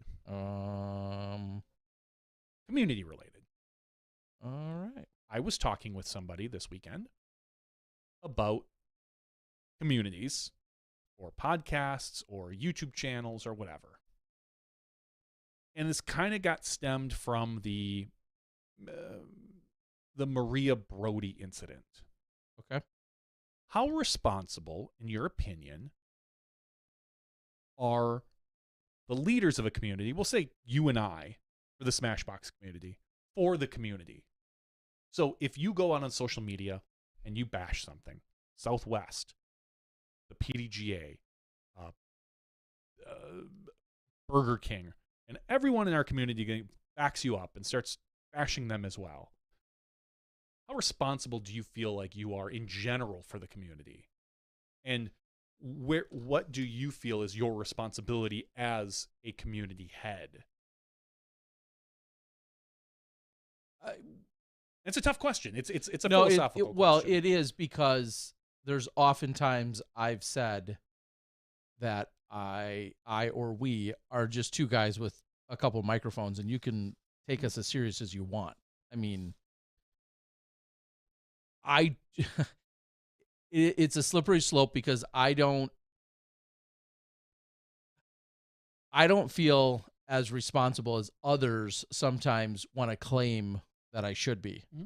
And I don't want to say that because I'm using it as a cop-out. But I mean, there's obviously been a number of topics throughout the years that have come up, and oftentimes I've said, we're just a couple of guys with a podcast that have been around for a while.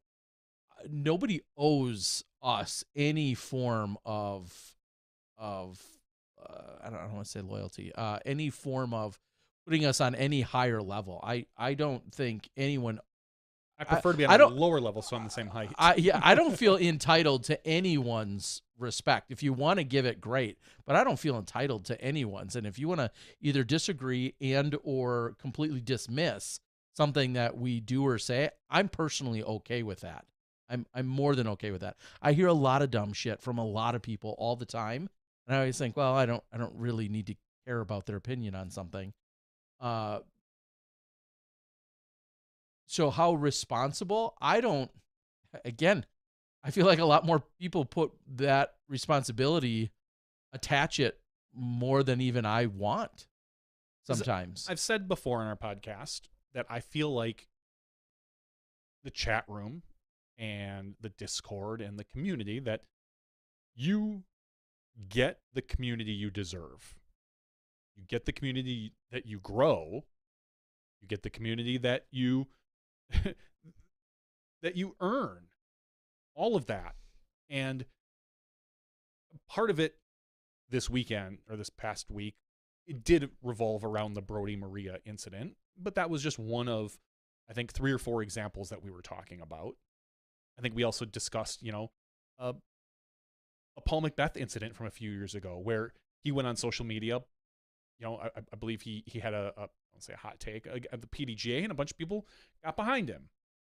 It felt like with Maria, obviously there was, I don't feel like it was handled well, probably from either side, to be honest. But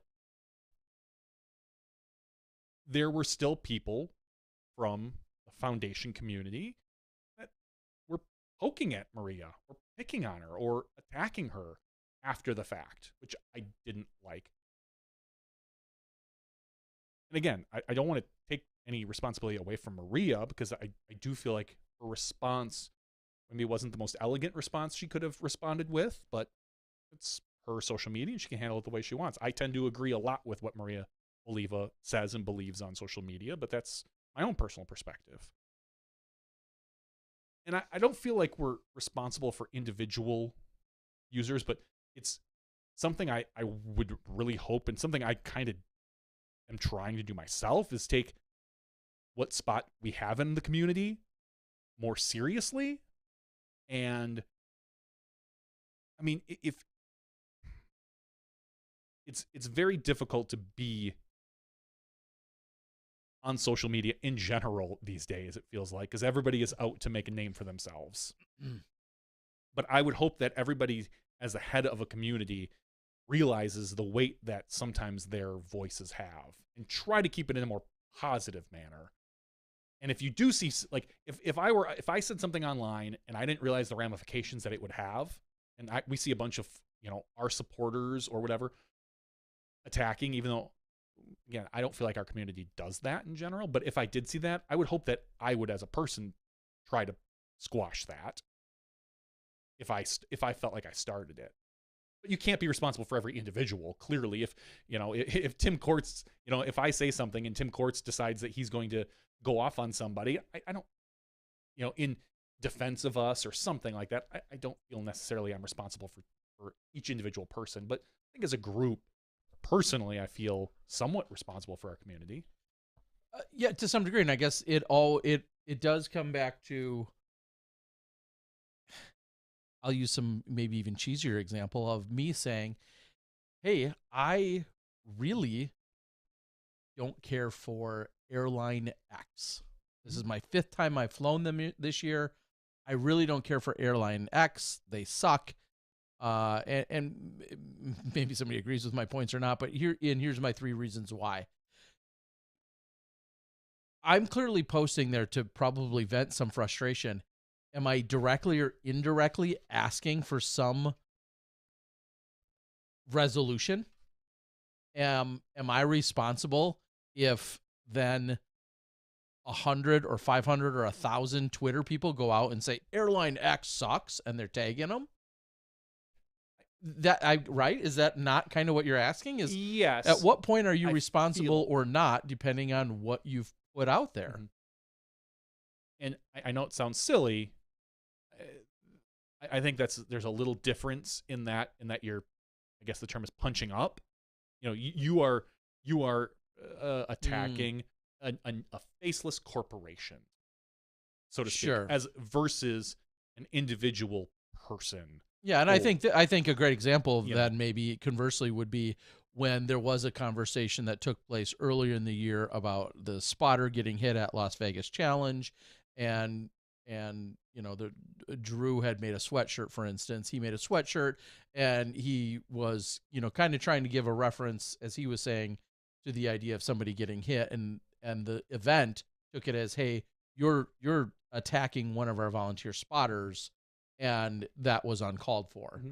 And so I think that's just one example potentially out there, but there was a lot of then sides that were taken of both, people attacking and accusing this spotter and really giving him a hard time for getting in the way and being this, person that was hit. And then there was a lot of people saying, hey, I don't really care with Drew.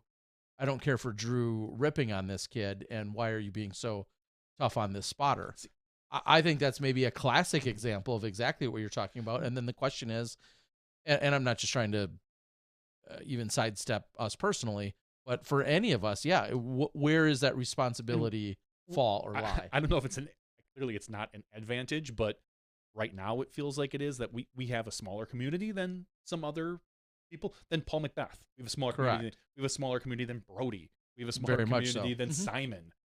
Those people all. But again, if Simon came out and more or less said, hey, I don't like X, Y, and Z, his name carries a lot of weight. Certainly. And could very well push something in the not right way. And whether he realizes that or not, and again, Simon hasn't done anything. I know he made a post like we talked about 2 weeks ago, but it wasn't really whatever. He just said what he did and didn't like about some things. And this has nothing to do with Simon. I just used him as an example. I would hope that people who have those communities can see that and work to cultivate a more positive community or relationship with in general. And and unfortunately, it's tough because it is really tough to do. Well, it is because going out and applauding or being positive about anything carries 1/100th of the longevity and weight. Outrage culture. As opposed to outrage. Exactly. It's so much easier to go out and be outraged by anything, to rage tweet, to rage post, or whatever.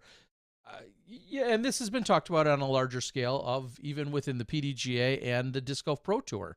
It's no secret that when somebody's frustrated with something, it's very easy for any one of us to go and make a post and say, oh, these tee pads suck, this basket sucks, this course sucks. U.S. Women's last year. Those types of things, as opposed to saying, hey, let's maybe internalize this first. Let's try and bring this to the powers that be first before going straight, to social media, because we all know that there's always going to be a skewed perception of how things are handled. And this is just another kind of random example I saw, and it very much got my gears turning yesterday, is I saw Haley King make a post and say, hey, this local Charlotte, I think it was a local Charlotte guy, this local Charlotte guy basically took my money and hasn't completed my van.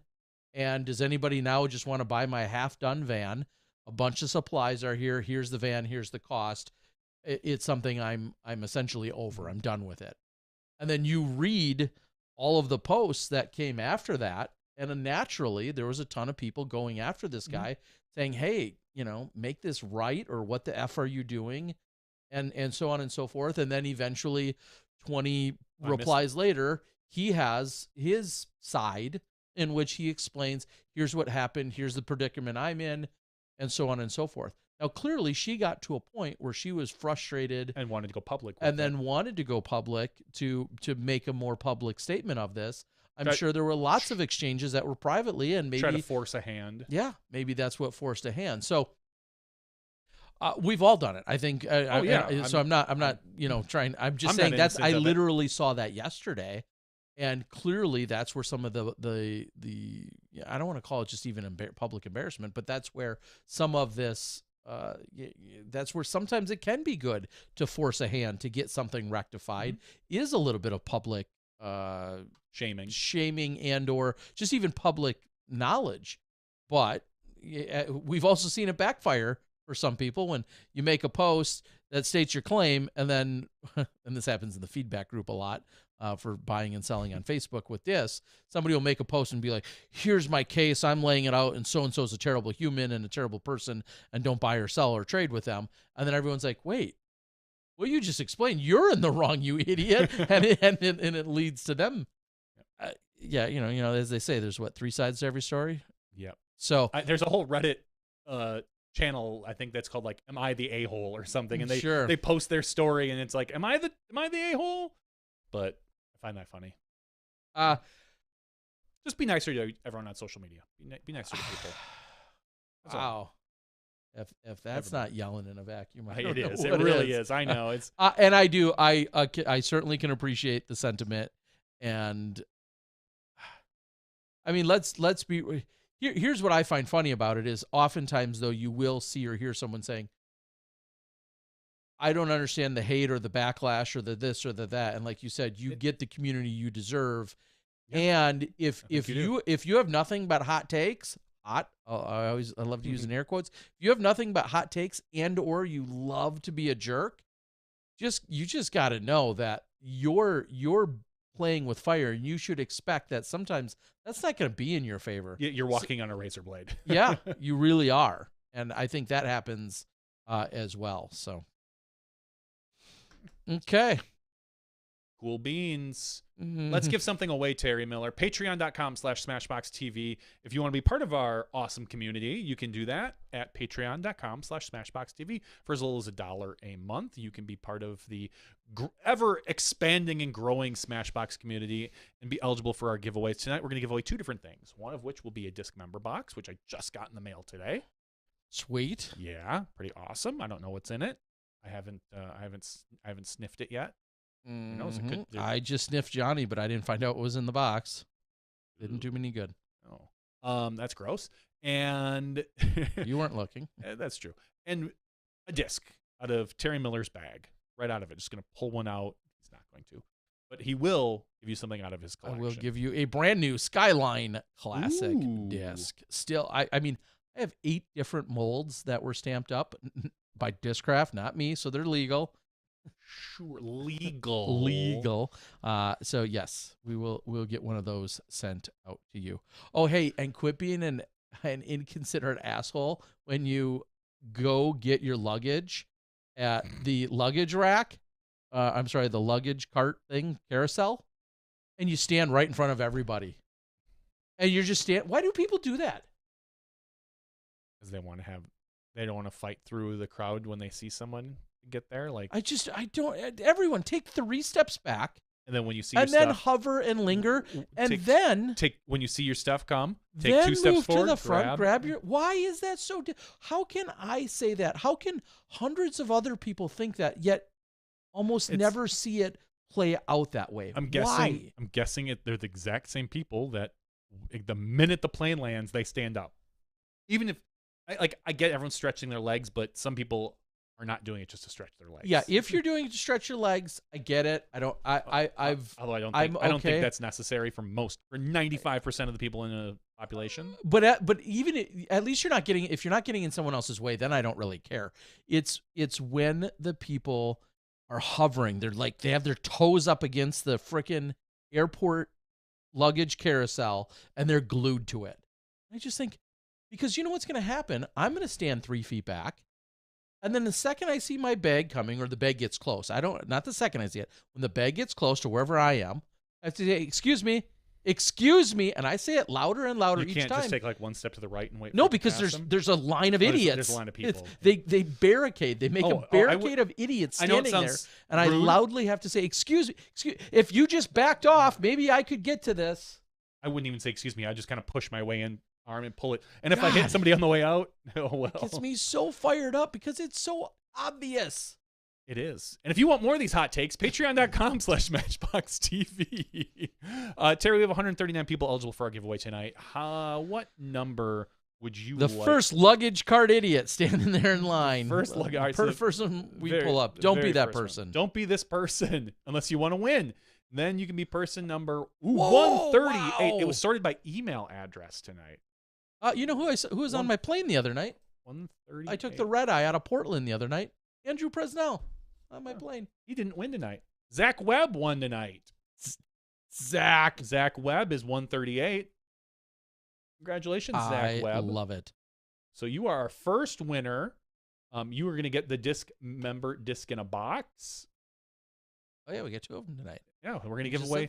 I'm glad you listened, Terry. I didn't. I know. It's okay. You don't have to listen. You just have to be here.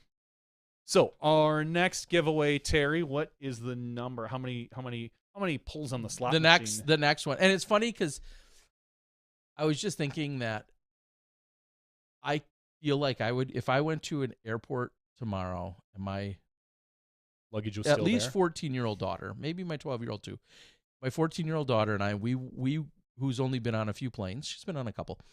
If we went to the luggage area and I didn't say a word, we just stood there, I think she would say the same damn thing.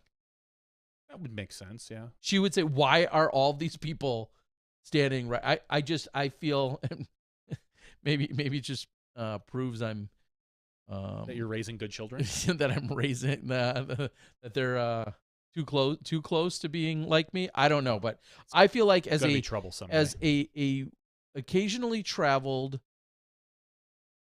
child, young adult, I think she would arrive at that conclusion. She'd probably verbalize it too. I could just hear her say. I think my son would probably say the same thing. But why are they standing? only because there? he'd be too not aggressive to go stand up there. I think he's more of a I'm gonna sit back and wait and watch for my stuff. But well, thankfully he could see over everybody. But yeah, too. he could literally look over everybody. All right, our very next number we're drawing, says Terry, is 130. Wow. High numbers tonight. Big High times. numbers. So number 130 is going to get a disc from Terry, and that is it's not you, Tim Courts. Sorry. Close. Timothy Donegan. Timothy Donegan. Love Although, it. Tim, you were close though. You were close. Does Timothy Court's email? Yeah, it probably starts. Yeah, it starts with a T. Does. Wow, that's clever. All right, but you're not a winner. No. Tim Courts, you're not a winner. Winner in my.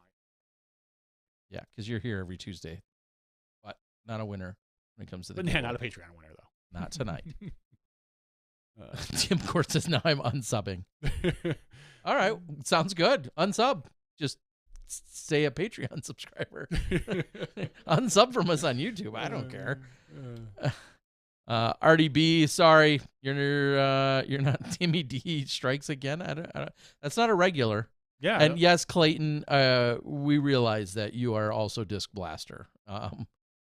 You're not tricking anybody by logging in under that username instead, just so you know. And yes, Disc Blaster, I do realize how ridiculous you are by almost every time after a video is posted, you're one of only a few comments, and it's always some stupid, terrible take on the rerun of the show as well. The last time Tim Donegan won was March 31st of 2020. So congratulations, Timmy D. COVID, bro. COVID, bro. RDB says I'm not even on the list. Maybe I don't know if you are or aren't, but Who is it? RDB says. Are you a Okay. Patreon supporter? RDB? I'm guessing they're proclaiming that they're not. So yes, it would be difficult. It would be difficult if you're not on the list and you didn't go to, oh God, this is a whole nother subject, smashbox.tv/weekly giveaways. So there was a little bit of hubbub about the Disc Golf Pro Tour giveaway. So Okay. they're using the Jomez Patreon now that they've purchased Patreon, or they purchased Jomez. They didn't purchase Patreon. They purchased Jomez.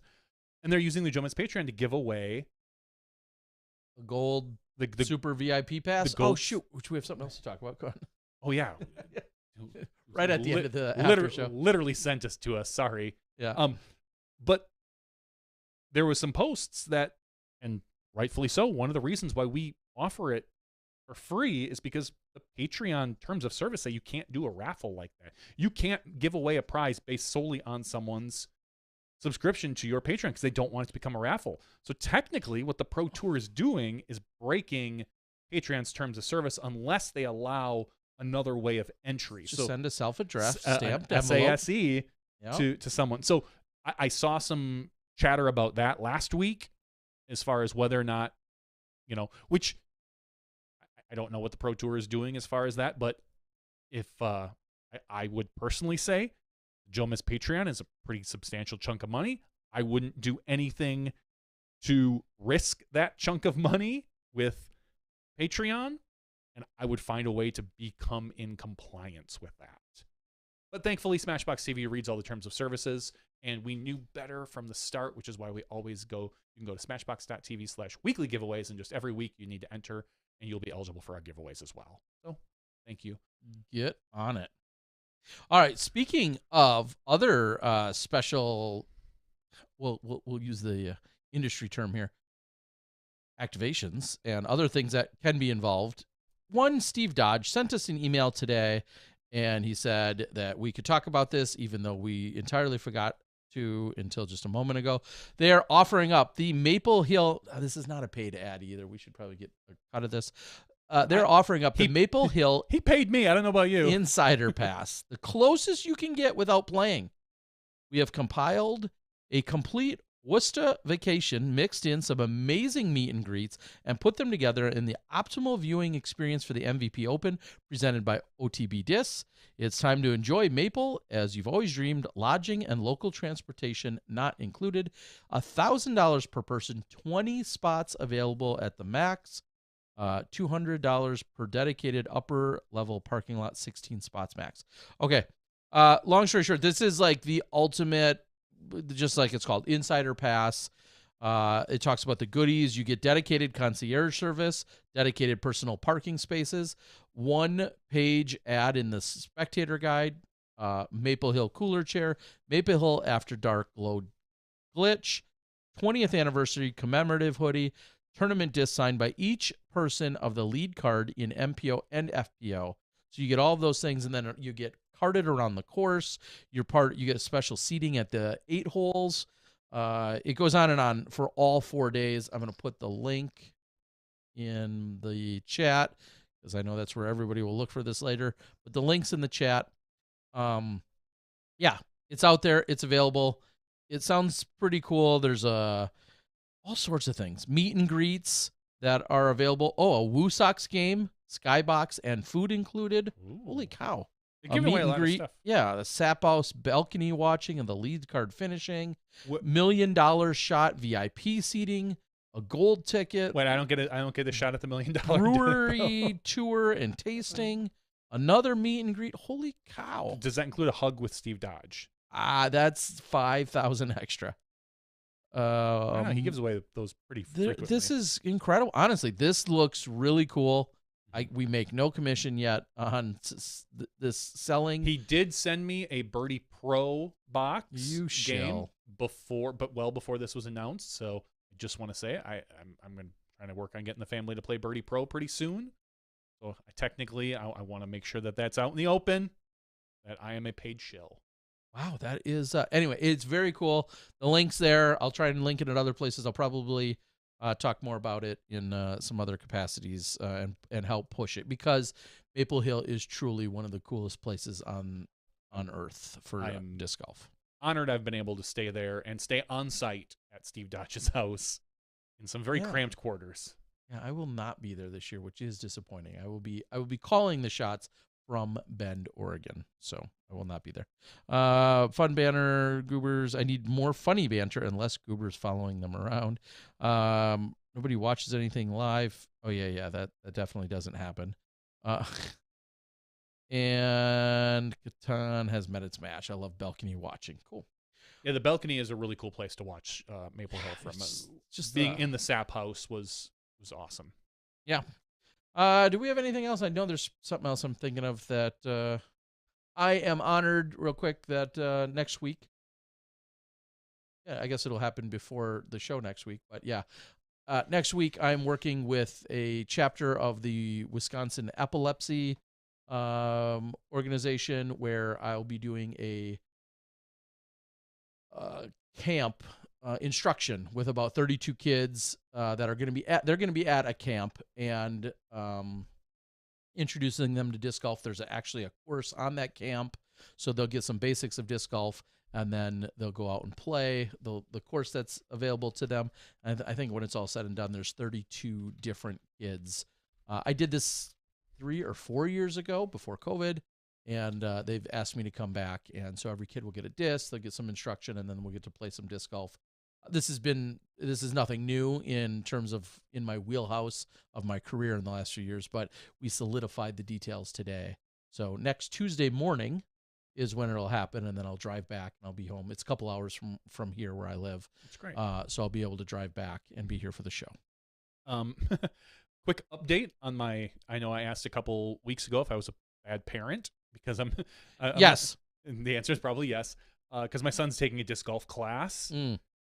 And so he has been poking and prodding the teacher a little bit about what he knows about disc golf, because I think my son probably knows just as much as him as far as community-wise. And today I found out that the teacher watches a little bit of live when he can, but he's more of a post-production guy, and that's great. And I asked my son today, I was like, so, because they do it once a week. It's like, how's class going? What did they try to teach you today? He's like, well, we learned forehand. I'm like, this is the second class, by the way. Last week they did putting, so they're teaching forehand first before backhand. He's like, and rollers. I was like, that's what I said too. Like, I shook my head like, wait, he's teaching you rollers? I'm like, your second class? He's like, yeah, it's just like a forehand, but you throw it into the ground. I'm like, oh my Lord. I'm like, okay, I guess it's kind of that he's like, I'm like, not the way I would do it, but I suppose if you're teaching like that motion, maybe. I'm like, I wouldn't give someone an option to do that. And then he told me, he's like, yeah, the last class, we're going to go over some little course. And I was like, Sposland? He's like, yeah. I'm like, yeah, Terry put that in years ago. And he's like, really? And I was like, yeah. Terry designed and put that course in the ground with. Did all the fundraising. Within the fundraising. Mixed concrete. All that stuff, yes. and he's like, oh, cool. Maybe I'll tell the teacher that I know the guy who put the course in. Like, all right, you do whatever you want to, bud. But I was shocked that they were teaching him forehand rollers on day 2. I was like, oh, kid. That's a different curriculum. It is a different curriculum, that's for sure. We all get their different ways, but forehand rollers are not on day 2's curriculum agenda. Not before backhands. I don't think they've taught him backhands yet.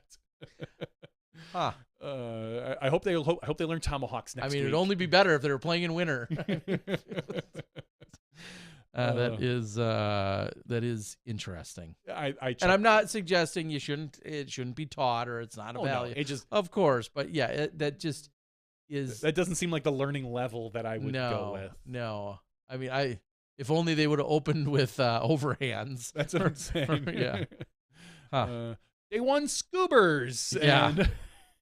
And what's after the forehand roller? Chicken wings, right?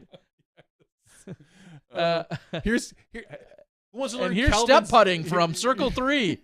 Who wants to learn Calvin's basketball shot today? Yes, teach him to putt 3 inches away. Well, I'm hoping next week is Bushnell distances. Yes. Like oh my God! Save that one for next week because I'm sick of it. 35 and so I'm not sick of them. I love Bushnell. I love the process. I love the product. I love everything. I love it within 30 seconds. And if you're exceeding that, then F you. Stop doing that. If Bushnelling is taking you out of your 30-second allotted time frame, I don't like you for doing it. I have no problem with the products. I love the product. I love the concept. Do it earlier. I should repeat that every week. Please don't. I might. Ray asks, what are your actual thoughts on the Live PGA situation? I don't know anything about it, damn it. So I did a little bit of research, and it's funny. I've watched a couple videos of people's reactions and whatnot. It's really funny to see the flip of a coin, so to speak, or that seems to make it sound more random. The turning of a page for the PGA when a year ago or so they were saying something like, well, the Live Golf is more or less sports washing, and have you ever had to apologize for being on the PGA Tour? No, but these people are obviously, especially like a lot of, I think there's like a 9/11 group that was formed to protest this particular the Live Golf because it's a bunch of Saudi money. And so now when the Saudis show up with boatloads of cash and they're looking at the PGA and they're saying, hey, for the good of golf, let's work together. Even though I think a lot of it is moolah, suddenly the PGA is a little tight-lipped on that because I think they're happy to accept the money. Money talks. Anybody can be bought out. Isn't that what you said earlier? Yeah. For the right price. You can get someone to say or do anything for the most part. I don't know what's going to happen with it. It's going to be interesting to see how they take the Live Tour, because they're taking they're quote unquote finding a way for all these players that signed with the Live contract to also now be back on the PGA Tour if they want, I believe, to see how they all work together. If they're just going to kind of buy out the Live Tour and it's going to get shuffled away and be a tour of no names. And somebody made the joke, like, even though he doesn't need the money, how bad do you think Tiger Woods feels when he turned down $1 billion, I believe it was, or I think it was $1 billion in order to be on the Live Tour just like 12 months ago, when then he could have been like 12 months later, been like, I'm back, baby. Yeah. But he doesn't need the money. That's just it. It's like at some point, even, when you're rich enough, maybe you can't be bought because you have all the money you want. But I want to get to that problem. I would love. I want to be so rich that I wouldn't compromise my morals. You're pretty easy though, Taylor. But I think to get rich, you have to compromise probably morals. Damn it! More than likely. I don't know. What a conundrum. We'll see over the next year or two what happens with Live PGA, and there's like some small third-party golf tour that was included in that. I think it might be the Euro PGA Tour. I don't know. They're not. They're literally smaller, I think, than Live even. So, and Live is pretty good. The Skip Ace Tour is coming through. Coming through. All right. We've been coming through enough on your ears, so I appreciate all of you guys for joining us. Johnny kind of does too. I do. Something. I appreciate everybody. I appreciate all of our community. Even the D-bags? I appreciate them because they're listening and they're giving me the chance to turn them into non-D-bags. Wow. That is unless they think I'm a D-bag, which sometimes I am. Sometimes you are. We appreciate you guys. Thanks for joining us tonight. Again, thanks to Adam Hammes for joining us in the regular show. Thank you to all our Smashies. Thank you to everyone that super chatted. You guys are trying to revive that, and we're here for it. We'll take it. We appreciate all of that. Thank you, guys. We'll see you next week for 459s. For now, that's 458s after show. We'll see you next week when you step inside the Smashbox.